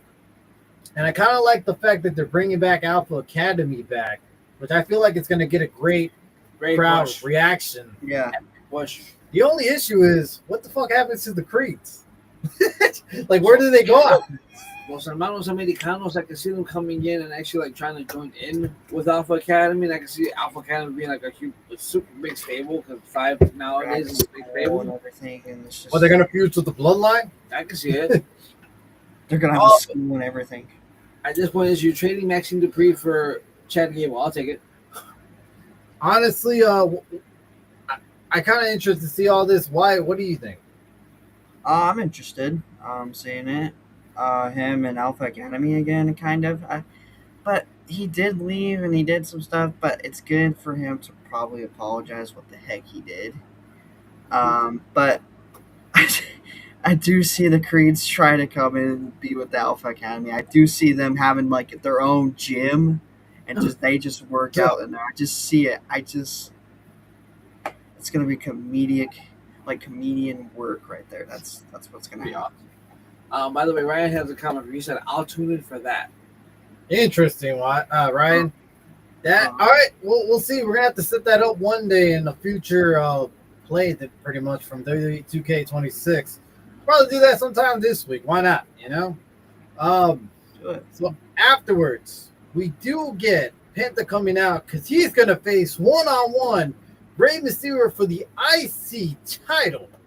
And this match was pretty good, a lot of back and forth, high spots, a lot of lucha libre type of style of matches. Overall, this match was coming to an end when Rey hits a 619, which Penta kicks out. After that, they talk smack to each other, looking at each other. Then Penta super kicks him, goes for a driver, but then Rey goes for a 619, which gets countered with the knee. And that sets up Penta for a Mexican Destroyer, hits him, wins the match. But after the match is over, they didn't get time to celebrate because we got Paige and Rusev coming out to attack both men until Dragon Lee comes out, tries to make the save, takes out Ethan, takes out Rusev, tries to go for a high fly maneuver until Ethan pulls him and then brings them down, and afterwards, Ethan and Rusev basically beat down Dragon Lee. And that's until Chad Gable comes out with his old NXT theme song back once again. with the Horrible. great crowd reaction comes. Oh, by the way, before this happened, we did get Rusev pulling out Rey Mysterio's mask, so we did get to see him somewhat unmasked, which was kind of crazy. Face, but yeah, man. Yep. And then at this point, Chad Gable comes out, starts taking it to Suplex City, German after German, takes them all out. And at some point, we do get Chad Gable getting a great crowd reaction. And at some point, he goes for the ankle lock on Ethan Page until Rusev saves him. Afterwards, we do see Dragon Lee and Penta attending Rey Mysterio after he lost his mask. Chad Gable looks at the mask, picks it up, and hands it to Rey Mysterio. Overall, this segment with Chad Gable coming back, picture perfect, great spot, great moment of him picking up the mask. Honestly, the crowd is so over Gable. The momentum is there. Yep. Gable, they should really push Gable to the moon, man, because honestly, everything's going very well for him. I got to see this man to hold a damn title for once, you know? Exactly. I see some title out there in the future for him. Let's get it done. Let's get eventually the IC title if Penta ever loses it and some heel wins it, which I think will be Ethan Page down the line. And let's get it going, man, because honestly, this is a great spot. I was excited, especially hearing his old NXT song finally come back and hit. What do you guys think? That was great, man. Honestly, I love the fact that he had he looked at the mask. He's like, I had two options right now. I can walk away, I can pick up the mask, and I can bring it back. He does the right thing, picks up the mask, and then gives it. It's like, this is the respect that now I have for Lucha Libre, that I have for the mask, that I understand what it's like. When you lose your mask, you lose your identity. So for him to pick it up and then to give it back to Ray is like, you know what? You really do respect the culture, where it comes from, what it means. The fact that it's not just a little silly gimmick. It means more than just what everyone else thinks it means. However, though, they didn't point out the fact that Rusev in the background chanting, "That's my mask! That's my mask!" That was hilarious as hell to me. But I didn't know, man. I loved it. It was great. Why? What do you think? I agree. I love that Chad Gable picked up the mask. He had two options. He could either leave or give it the mask back, and he gave the mask back. He did the right thing. But with Rusev, though, Rusev for taking Rey Mysterio's mask, that is disrespectful to Lucha Libre. That is really disrespectful to take somebody's mask off without warning, pretty much, just to take it off out of nowhere. And you can't do that. You have to lose your mask. You have to lose your mask. Which is a great point there. You make a great point.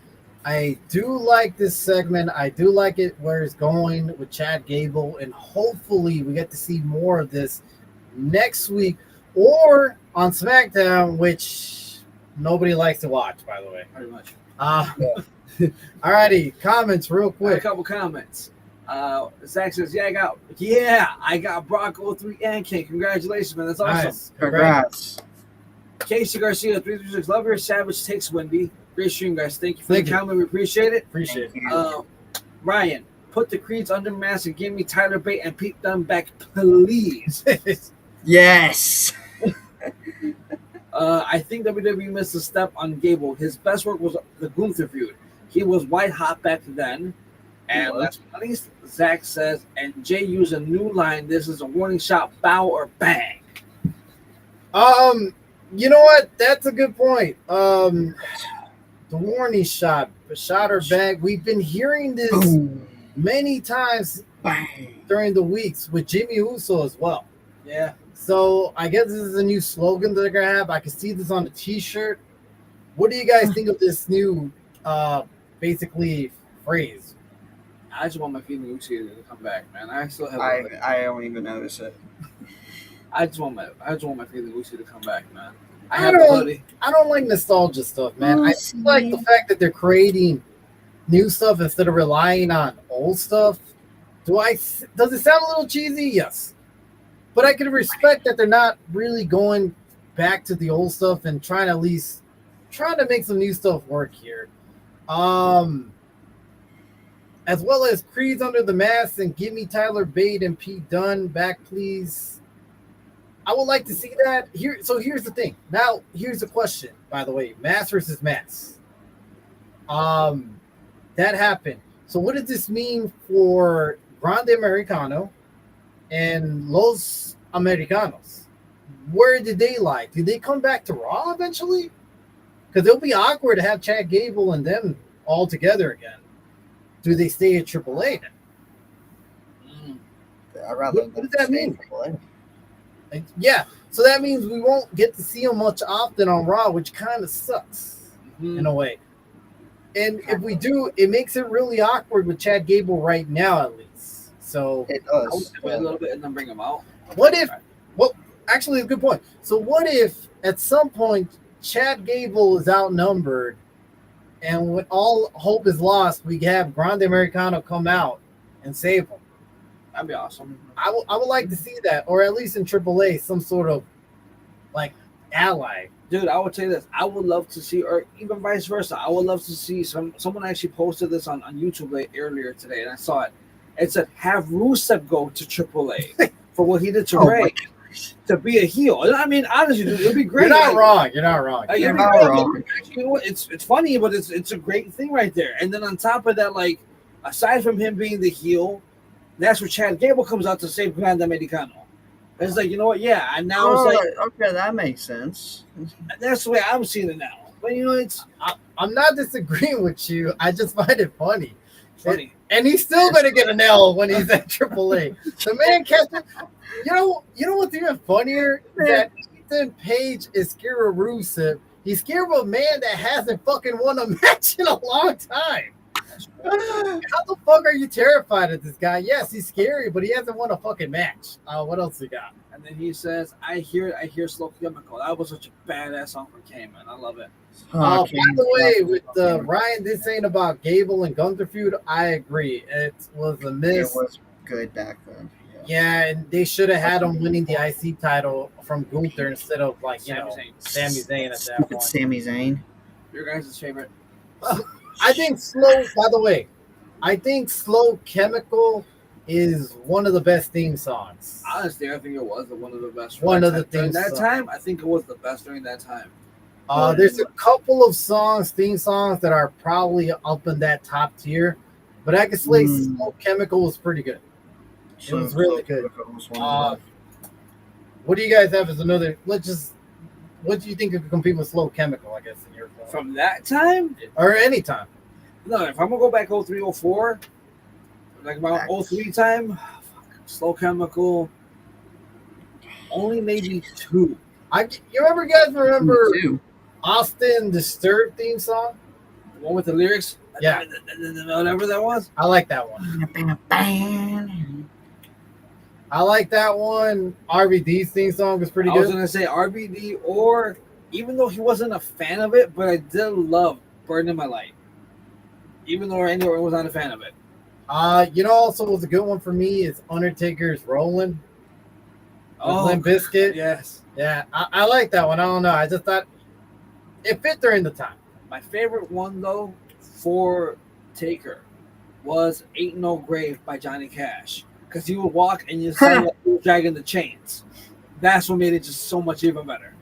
It was good, but it was always a one-off. But Yeah, that was not much of a theme. I get what you're saying. That was a good WrestleMania entrance. He did it a couple times. He had it for like a good couple months. I'm not saying it was permanent, but he did have. But then he had it after Mania. No, I'm saying let all the way to Mania. So it's like the build up to Mania, and then after that he just took it off. I mean, that's what I'm saying. It was like a theme song that stuck with them. Oh. I think that was just rolling. I think Undertaker's theme songs were always good though.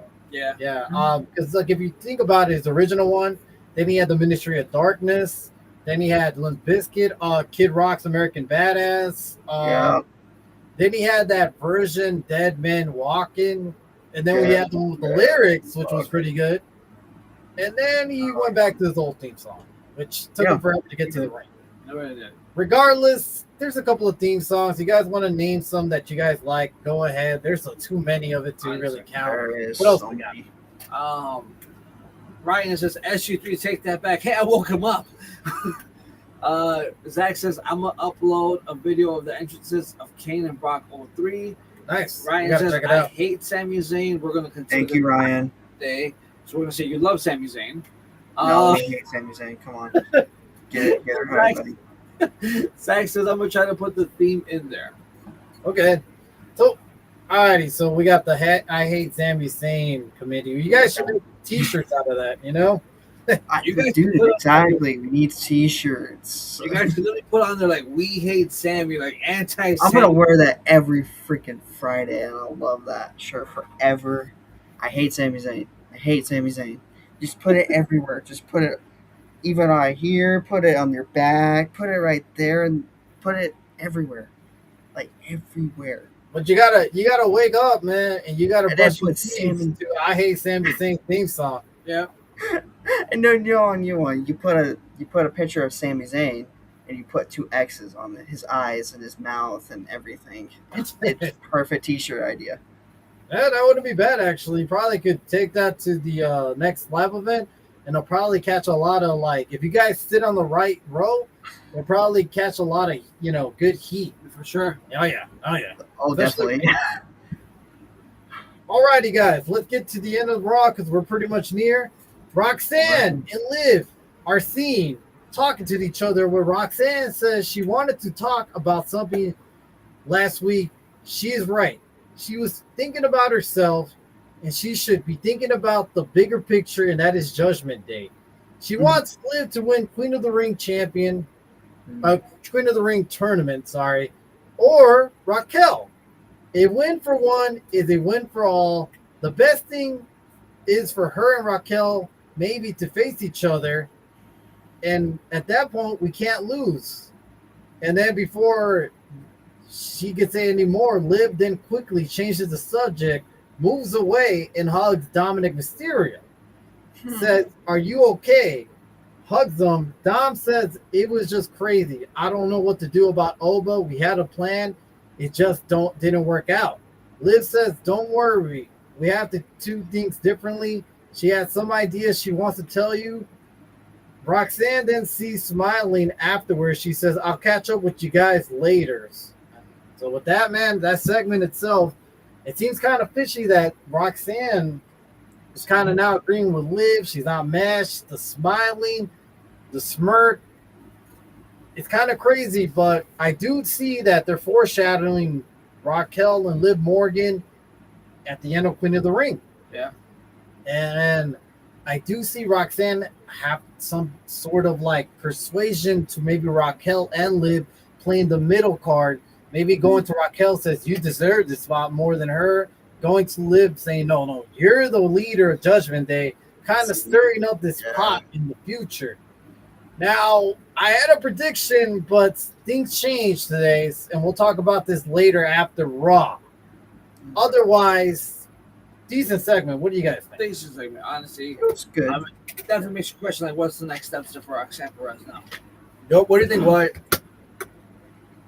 I think it was a great segment. They're giving us a little bit of a tease that Roxanne is probably on the other side versus another side. She's probably on Raquel's side. Oh, you're winning. Oh, you're winning Queen of the Ring. And the Judgment Day will be on top. Oh, no, Liv, you're winning. You're going to be the best champion ever. But I see Roxanne, like I said, Roxanne's going to probably betray her at Night of Champions. That's what I see. I see Roxanne, maybe Liv Morgan, Roxanne at SummerSlam. Well, I don't know. We'll see. But I do see it that way, that Roxanne's on one side and she's on another side. That's how I see it. I can see that too. So honestly, great direction. A couple of comments before we move on. Kane has like that red flames and orange flames on his top strap. Okay. He has the black and red mask and the black glove and the red flame trousers gear. So for these days, I unlocked Penta one day ago, and Brock 03 came today. Damn, that's a lot of stuff to unlock, and I'm not even there yet, so I can't really. I'm not even there, man. I'm sorry. Why it's like I'm the furthest behind everybody, right? I've been lacking too, so I'm probably lacking before I too, do. man. Honestly, I got to get back into that groove of that game because there's a lot of things I want to still play. I'm still on my rise, so I'll see. But regardless, let's move on to the end. Alrighty. And at that point, Seth comes out, Javon Evans, Ricky Saints, and Tala Tonga. The match ends. By the way, this match was really good.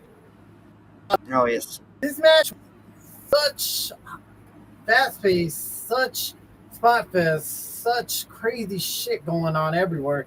There was a couple of bouches, but hey, it happens, you know? Yeah. But yet, the match was overall good. And I think all these men had great chemistry with each other, you know? And Yes. I honestly thought it was one of the best Raw's main event this year. So Yes. the match ends with Seth goes for a curve stomp on Ricky Saints, but Theory comes out, pulls the ref, and at that point stops the count.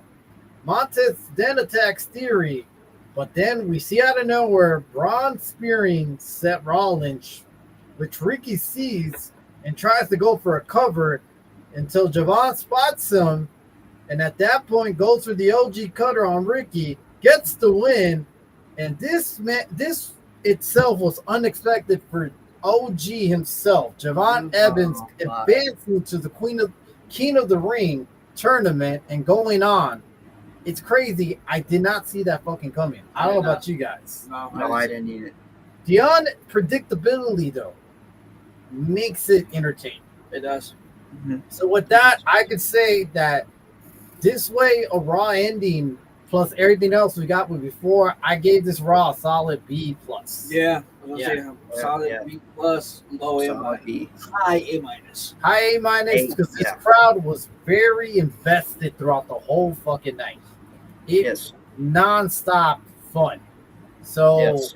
honestly, so far this has been the best of the UK basically tour going on, and I hope this continues on next week, and I hope they bring more energy on to next week and see better storylines. Yeah. We got another comment. Bet the WrestleMania 41, I mean. Okay, there we go, and Kane wins. There we go. Alrighty, guys, let's get into some news this week. Alrighty, Ready. you guys heard about this today. Breaking news earlier today, and that is Money in the Bank. Was originally scheduled September 6th. Has now been canceled, and the new date for Money in the Bank is 2026. Is Saturday, October 10, 2026. So basically, here's the thing, guys. Me and SG3 were talking about this not too long ago, and we thought Money in the Bank was in July because it's always been in July. It It's always always has. the July pay-per-view. Then all of a sudden we found out it was September. Odd. And now today we found out that it got moved to October now. Why? I think I know the reasons. What is the reason? Tell us why. Well, the reason is they put on September 6th, they're putting basically a Saturday night's main event, but it's going to be a Sunday night's main event. And I think they're just debating on, we don't want to go to New Orleans. We don't want to because they were supposed to go there for WrestleMania just past year. They didn't go. I think they're just debating why they don't want to go to New Orleans for some reason. That's what I think. There's also another theory. You might, if anyone has time, they might want to fact check this. But I heard that yes, it's a Saturday night's main event type of thing that they're doing instead. But also, they want that Saturday night's main event to compete with All Out that weekend. So they expect to go toe-to-toe with All Out, and they want to overthrow AEW for that weekend, which, in my personal opinion, I think All Out will beat Saturday night's main event. Yeah, so I don't know. I think it sucks for New Orleans that they got screwed for the third time once again. Yeah. It's unfortunate that they moved it, but look, honestly, I think it's so stupid that they moved it from July. We have no pay-per-view going on for July. There's only Saturday night's main event, and that is not a pay-per-view. That's more of That's a show. That's a show, yeah. And it's just stupid in itself. So here's the thing. I predicted not too long ago Roxanne Perez winning Money in the Bank and being the factor between Liv and Raquel. You did say that. But we can't do that because it doesn't make sense for them to prolong this feud all the way till October. Yeah, we can't do it now. Yeah. So to me, this just doesn't make any sense that all of a sudden now we have to wait for the men's and women's Money in the Bank all the way in October. So that means during this time period, especially SummerSlam, there's no scares of any champion to worry about the Money in the Bank being cashed in. No. So I don't understand why they went this direction. I can only assume they're trying to compete with All Out, which I think is dumb. Yeah, they're But losing. as well, here's the thing. During October and the beginning of November, we already have, what's it called, WrestlePalooza, if they're going to run it back. So, and not only that, but we also have NXT Halloween Havoc. Halloween Havoc. So we have Survivor Series during the end of November, but in October, what other WWE pay-per-view we have? Crown Jewel. So we have, once again, everything mixed up as one bunch.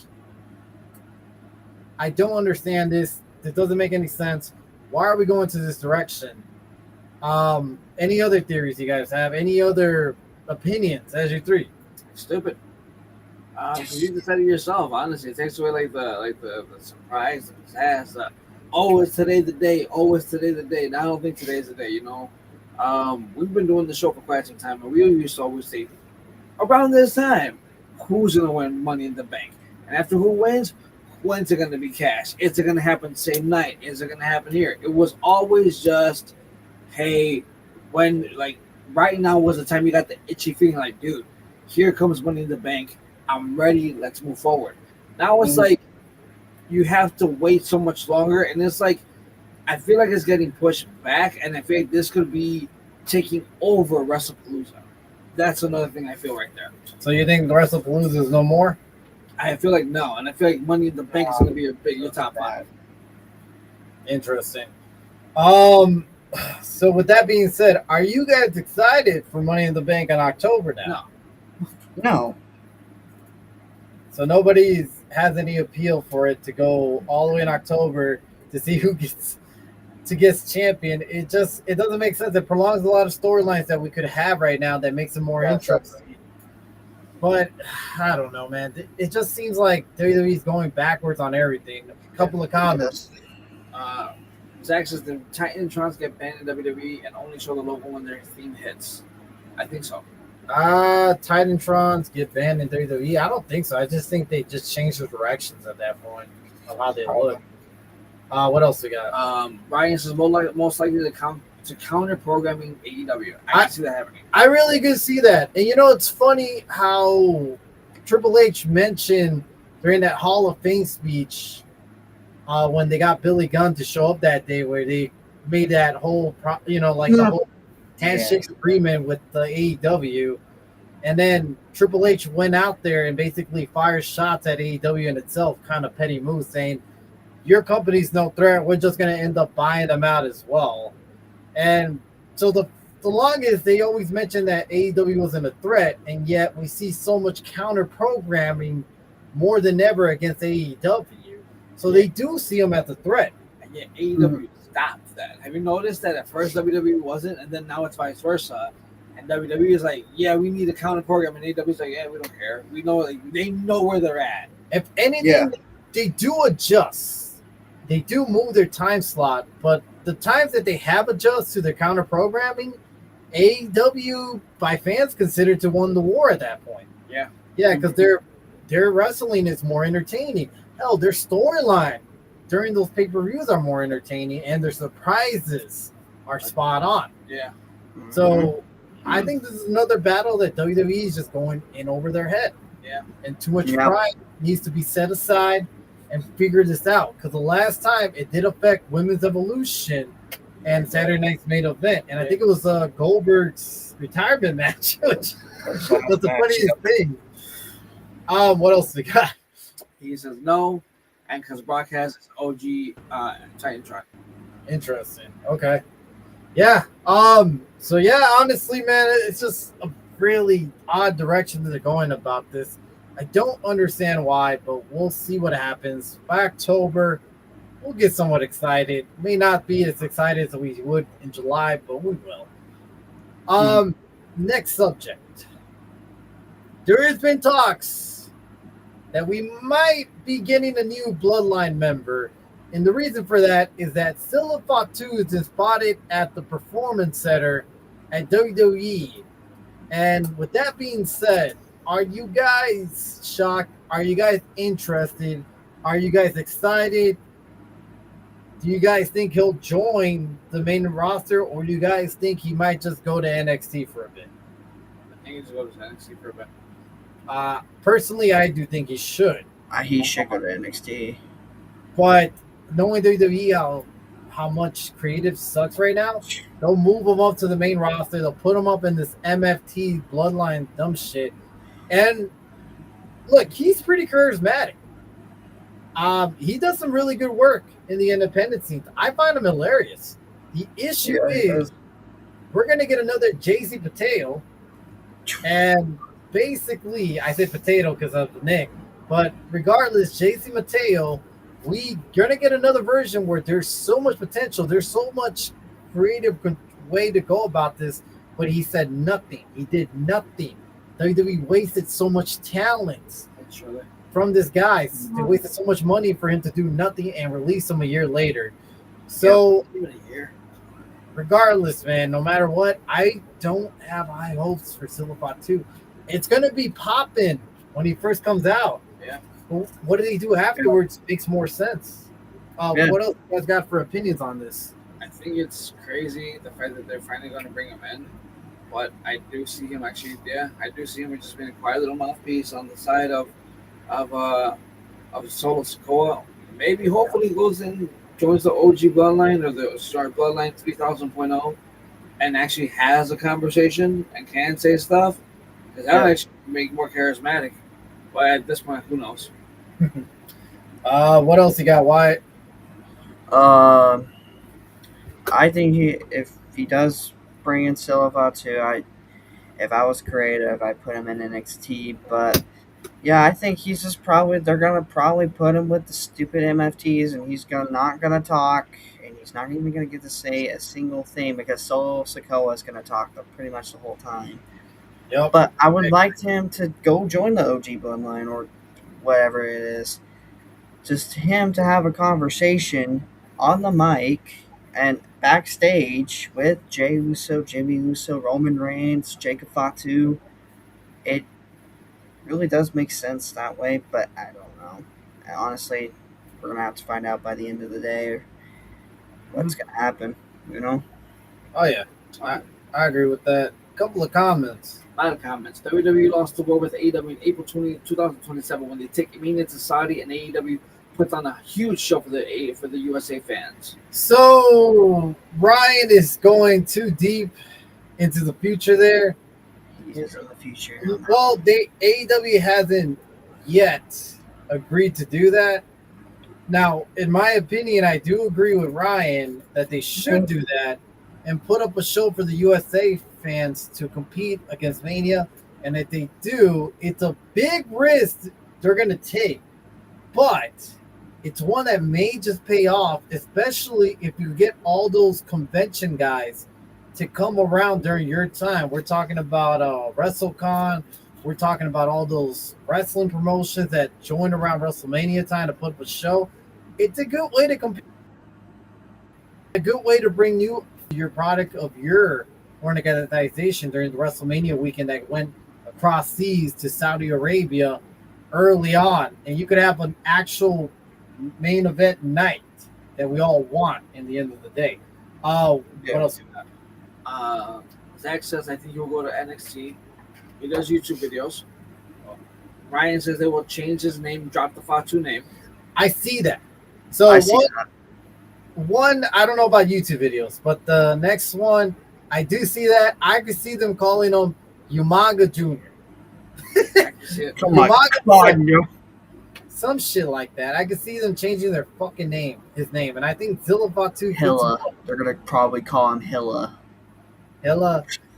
it's like Hideo fucking changing the name to Tala Tonga because he's fucking tall. It's fucking stupid.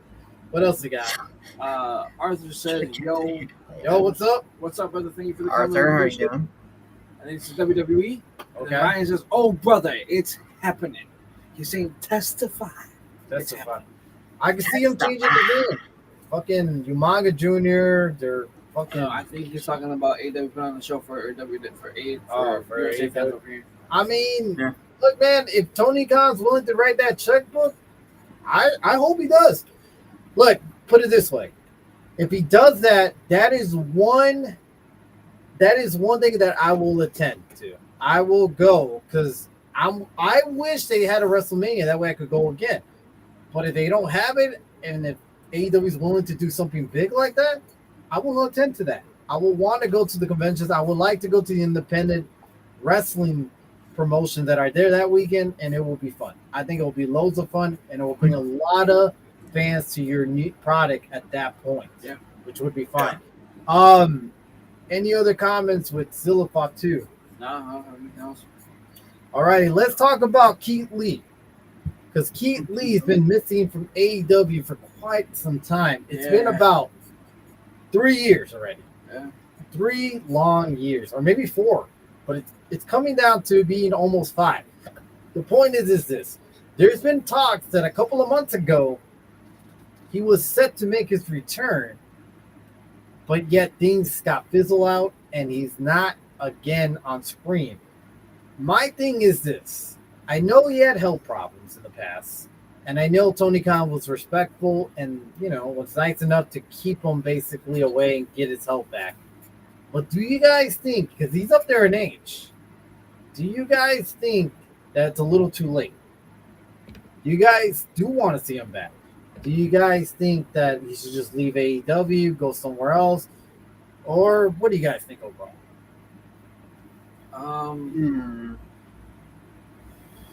Honestly, Keith Lee was, for his size, to do everything he did, impressive, phenomenal, amazing. I would love to see him one more time in the ring. However, though, the body can only do so much. The body is not immortal. The body knows limits. So if it is time for Keith Lee to say, you know what, guys, I did what I could. I've held on as long as I could. Father Time was undefeated. Yeah. Father Time was undefeated. I can see him walking away, and I respect that. Yeah, I can see that. I would like to see him one more match, a couple of more matches at least. Run his career one last time. He had a lot of. See, here's the thing: he had a lot of hype to him when he was in NXT, rightfully so. It was a guy that we all wanted to watch. He was in that Survivor Series match, where he did get the win, which was great. But like there was so much hype, and then we also saw the Royal Rumble where he got into it with Brock Lesnar. Yeah, that pop for France. We got excited. We wanted to see that match. Yeah, but it just all fizzled out in the end of the day, unfortunately. And then Vince just buried him. And then Vince released him. And then Vince released him. AEW got him. They did some stuff. They had him in a tag team with Swerve Strickland. And then out of nowhere, he just completely went away. And I get it, due to health. But at some point, this is a long hiatus. And I don't think he's going to have that much pop to him, unfortunately, like he used to. Why? What do you think? I see what you're. I agree with you guys 100% on that. Yeah, Father Time. It's his time's running short. It's going shorter. It's almost time for him to go, and it's sad to see, but I totally agree with you guys on this. Definitely. Yep. We got a couple comments. Oh, sorry. If you want to say anything. Oh no, I agree with you guys. Sorry. A couple comments. Press conference on the Double or Nothing. He was asked about it, and he said calls are in the process. Which for, means for a USA Mania type show. we don't know yet, but we can only hope. And, And I saw that too, by the way. Zach said, "Well, I gotta go. Peace Have a good out, night, brother. brother. We appreciate it. Thank you for the comments. We really appreciate it." Ryan says Tony seems to fumble the WWE stars he signs all in the last few years. Anyway, do I have to mention that Ricochet match? Do you guys? Okay. That being said, you guys really see Ricochet being fumbled? I don't think he's fumbled. I think he's on the right spot right now in his career. You cannot tell me that Ricochet was better used in WWE. Yeah. He was getting squashed. I know tomorrow. Like no tomorrow. I think right now he's better used in AEW than he is in WWE. Yes. Yeah. Honestly. I think he's, despite his controversy, I still think he's good. You know, especially as a heel, despite what he said. And I don't want to go through that controversial shit right now. But if he just keeps away from the fucking internet keyboard, he should be fine. Yeah. Yeah. What else you got? Got two more things. Zach says one more thing though. Run it back. Yeet. One more thing, Zach. Run that shit out. No, I was kidding. Get out of here. No, ye. No, I was kidding. Nah, I'm just messing with you, brother. So a couple of more things, guys. Alrighty, real quick. Just a couple of things I'm gonna shoot out there. The Rock declines the White House invitation for the big UFC event. Oh. That's interesting. Seeing how, Trump and WWE are so close together, and TKO obviously being with the UFC, all connected one together. The Rock said, "Hell no, I do not want to attend that event." It's kind of crazy. That's really interesting. All I'm gonna say about that. You guys got any comments about that? That's interesting, especially the fact that isn't Trump like a major stockholder right now in TKO? He bought a couple of stocks. I don't know if he's major. Like 15 million. Yeah, but I don't think I don't know if he's a major. Yeah, who knows? But regardless, yeah. What do you think, Wyatt?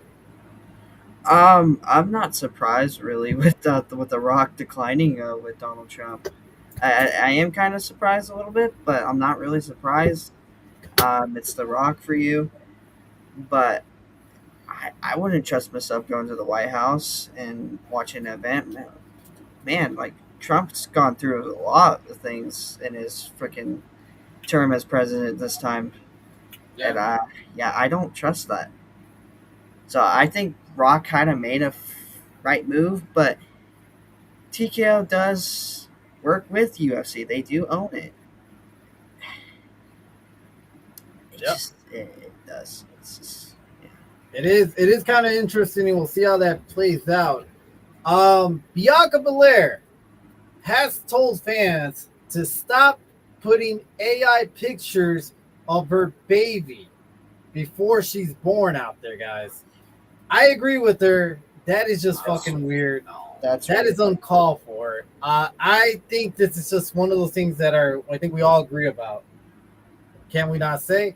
As fact as the next one that I'm going to present, and that is Tiffany Stratton taking a picture with this creepy fan that said, "I finally got a pic with one of the persons." I'm not going to repeat what he says because it's fucking disgusting. But he does mention what he did on his alone time, I guess you could say. Oh my God. With the picture that he took with Tiffany Stratton all excited. And he put this out on the internet for some fucking reason. It got so much backlash that this man this man deleted his fucking account and went MIA after the shit that he said. I don't know, man. This stuff is just so creepy, some of these fans, that I don't understand. Guys, God. Keep it to yourself. Honestly. Yeah. Comments, guys, on this one. I'm not going to say nothing. I'm not going to say anything. I'm just going to say one word. Perv. Okay? That's the one word I'm going to say, okay? I hope Dan Allen finds this guy and curses him, too. Jeez, my gosh. Here's one.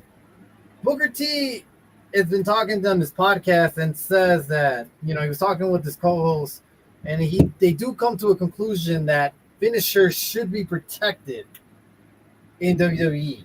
That it shouldn't take 5 to 6 finishers. It should just really be 1 or 2 at the max to defeat your opponents. That's why they're called finishers. What do you guys think? I agree. I 100% agree. Yeah. I think some of these finishers are overused, and I'm getting sick and tired of it. Look, keep it at WrestleMania, maybe. But at the same time, man, 1 or 2 and just end it at that point. Austin did 1 stunner, 2 sometimes, and it was all over. 3 against The Rock at WrestleMania 19. 19, but think about it. That's years built up. But when he was on the main event level, it only took 1 or 2 at that point. But he always kept it really short. Same thing with The Rock. Same thing with Taker. Same thing with, the rest of these guys. Triple H. Yep. I agree. Has a phenomenal KO rate still to this day. It has actually one of the highest KO rates. Yeah, you're right about that. I'll just say this. I feel that, to go on what you said, I will never forget Bad Blood 2003, Shawn Michaels versus Triple H, where it came down to whoever hit the finisher 3 times won the match. Yep. And that was like the culmination of like, this is like, we're going to give it our all. That's when it's like, I feel like, you're 3 times, that's when you hit your finisher 3 times. I agree with you. 1, twice, it's cool. A lot of kids nowadays, WWE people, they're doing their finishers 7 to 8. I could see if it's to take out like an Obafemi or Brock Lesnar. I can see that 100%. But when you have to use, like, Becky has used the manhandle slam 4 to 5 times. Even a Superman had a slam. Yeah, even a Super. It's like, that's way too much. Yeah, that's way too much. If it was like, it's like, it reminds me of Rhea Ripley when she did the Super Riptide on Charlotte Flair. Yep. That was okay. That was like, dude, unexpected. That was awesome. Yeah. But it's like a lot of people nowadays, like, we have to go always above, even on a Raw, even on a SmackDown, even on a Saturday Night's main event. It's like, you don't have to do that. Not for those events. Right. What do you think, Wyatt? I agree. I totally agree. Yeah, like you have 1 finisher. It's fun. If you want to do another finisher, do it like something crazy. We're not gonna at least expect it. Like Rhea Ripley when she did Charlotte Flair. That was what we didn't expect it at all. We were never gonna think, oh yeah, Rhea Ripley's gonna go on the top rope. Oh yeah, I'm gonna rip tire off the rope onto the ground, onto the mat, pretty much. That's how I basically figure it is. Do something unexpected with the finishers. Do something really crazy. Don't do it like multiple times. Yeah. Right. Multiple times in the match, So that's how I think about it. Same. Couple of comments. Also, Wyatt, before I go, JD before I go, how's JD after he watched the vid? I have not showed him yet, Zach. Sorry. Okay. Ryan, The Rock may still run for president. It will look bad for him politically in the future. He's potentially going to piss off half his fans. Maybe so, but I don't know. I kind of think The Rock will have a fan base there for him, and there's 2 sides on the political party, so he may be catering on the other side. I don't want to get very political. I have my opinions on this, and we're not a political channel, and I don't want to be. So I don't want to be political. Yeah. Okay. Zach says, "What the f? Hey, we gotta keep this PG." Bulls, Zach, you could run it out of here. I already said it, man. What does he not understand? All right. Jose Martinez, just curious, is Jey Uso considered a heel? Being a little bitch telling Fatu to fight his battle against LA Knight. See, that's the thing that we've been talking about for quite a while. Is Jay turning heel? I would think so. I think he's gonna be the one who backstabs Roman Reigns. I do think so. I think he's gonna be the one that not that no one sees coming, but that we finally see someone try to dethrone Roman Reigns, and that is him. Yeah, even though we may not like it, it makes sense storyline-wise. It just does. So I can see him being more heelish. What else we got? Ryan says, I blame Lesnar for the F5 over and over. Actually, he did the suplex over and over. Well, F5s he did do because I mean he did He go. did, dude. It took 7 F5s to take Obafemi down. Okay. And then Yeah. Times. and then 3 against the Undertaker to beat the streak. A couple Yeah. against Roman. Couple But again, against though, wait. yeah. Again, though, I thought it was 4 against Taker for the streak. You're probably right. But again, though, but again, like look at the feats. Oba, Taker with the streak. So it's like that I understand. But it's like again, you have Roman doing 5 spears for 1 match on Raw. And I don't agree with that. I either. don't agree with it. That's why, like I said, for like a WrestleMania, for the mountain kind of challenge, I could see that being done. Like, okay, cool. I will forgive Brock having to do 3 to 4 F5s against Undertaker to beat the streak because that was the culmination of the mountain for a long time. 7 F5s to beat Oba Femi to solidify Oba still being the beast and still being the man that he's supposed to be. I understand it. But if you're going to use 7 F5s against Dominic Mysterio, for the love of God's sakes, are you serious? That's absolutely no. That's ridiculous. I'm not gonna lie. That's ridiculous. So you did 17 or 25 German suplexes to John Cena and 1 F5, but you need 7 to take out Dominic Mysterio. Come on, man. Ridiculous. It really is, man. And then Zach says, "All right, peace out." Yeet. Yeet. All right. Yeet. We got one more to talk about. This will be the last topic today, guys. And I know you guys heard this, so I want to get your guys' opinion. Nick Khan got caught with the lie once again, and that is the main event and the tag team match at WrestleMania 40. In his mouth said it was all part of the plan all along, and that they did not hear the fans' backlash because they predicted the fans to react this way. So they planned ahead. They planned The Rock to go heel. They planned this whole tag team match to this main event with Cody and Roman Reigns to go about at WrestleMania 40. Even though there was a documentary explaining the fact that this was not the original plan as it was meant to be. As well as Cody Rhodes telling us fans before that if you guys knew what the original plan was, you guys would have hated it, and rightfully so. So despite all the proofs out there, Nick Khan in this day and age went out there and tried to bullshit us fans, us marks, I guess you could say. Again, thinking, no, I know what we try to do more than you guys know, even though we came out with a whole fucking documentary about this. What do you guys think about this? Are we sure Nick Khan is not AI? By the way, are we sure? In this, by the way, let me add one more thing.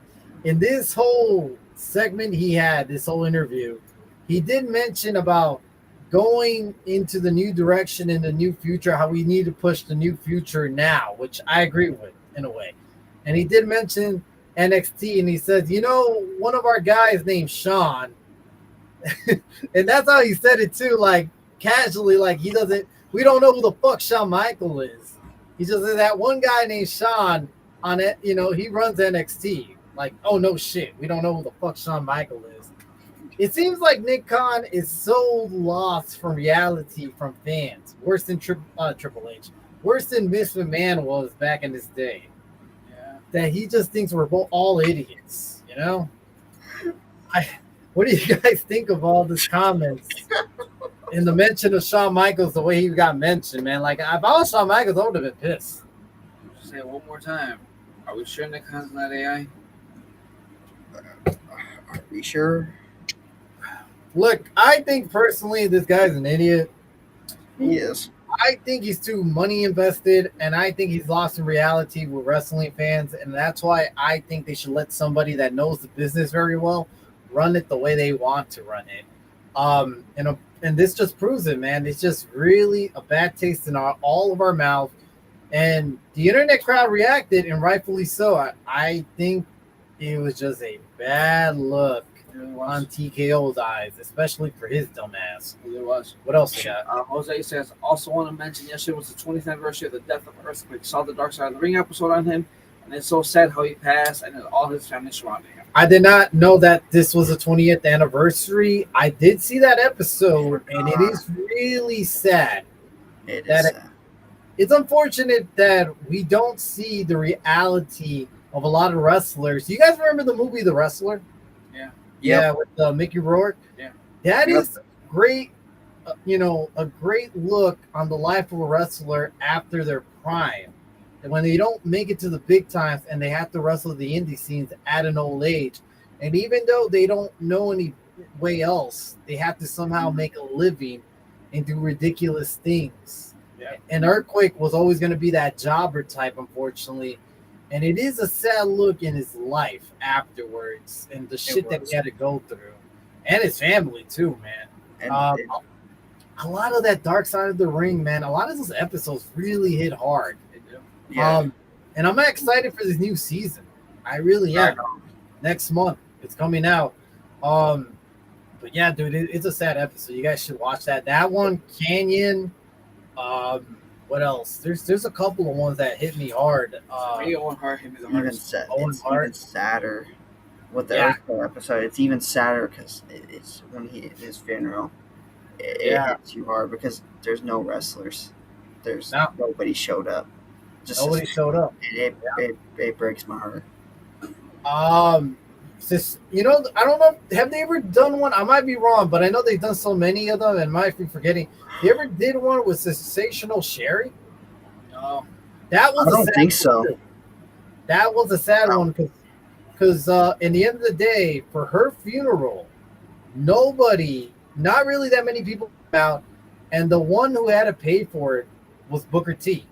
And that's because Booker T said that Sensational Sherry was a big part of him coming up during that time, that she took the time to make his attire and everything, and for that she can never repay her back. So that's why she Exactly. paid for the funeral, because no one else did at the time, which is just sad. Another one, I don't know if you guys seen this one, but Daphne Daphne. was a really sad case, really underrated, could have been a bigger star, but really got screwed out the industry. Yeah. And she was such a sweet soul. She was. did a lot of sweet stuff, especially with the one girl that had like some sort of autism that wasn't recorded until after her death, made it viral. And she really got screwed out from TNA during her time and got concussed, in which led to her being suicidal. Mhm. It's sad, and her suicide note and everything, man. That's a touchy one too. It's sad. It really is, man. You guys, for those who haven't watched Dark Side of the Ring, go back, watch from season one episodes upwards. I watch some of these reruns. It's always good. What else we got? Last but not least, he said while he was going, also how no promoter or wrestlers didn't show up to his funeral except Earl Hebner. That's sad, Yes, man. Earl did. Yeah, Earl did. Yeah. But shout out to Earl Dave. Hebner. Yeah, shout out to Earl Hebner. That's a real one right there, man. You always have to have at least that one real one to show up. To me, it's always that one saying, I'd rather have 4 solid quarters than have 100 pennies. And that's all, like I always say to people, man. Like, in the end of the day, if you have that one, that real one that just shows up no matter what, that's all it needs, man, in life. But that's just my opinion. But regardless, guys, this has been a great episode, very fun. Wyatt, thank you for joining us, guys. Subscribe to Wyatt Wrestling. Thank Hit you. our like buttons, hit our subscribe buttons, and join us next time. And we'll see you then. Dig it!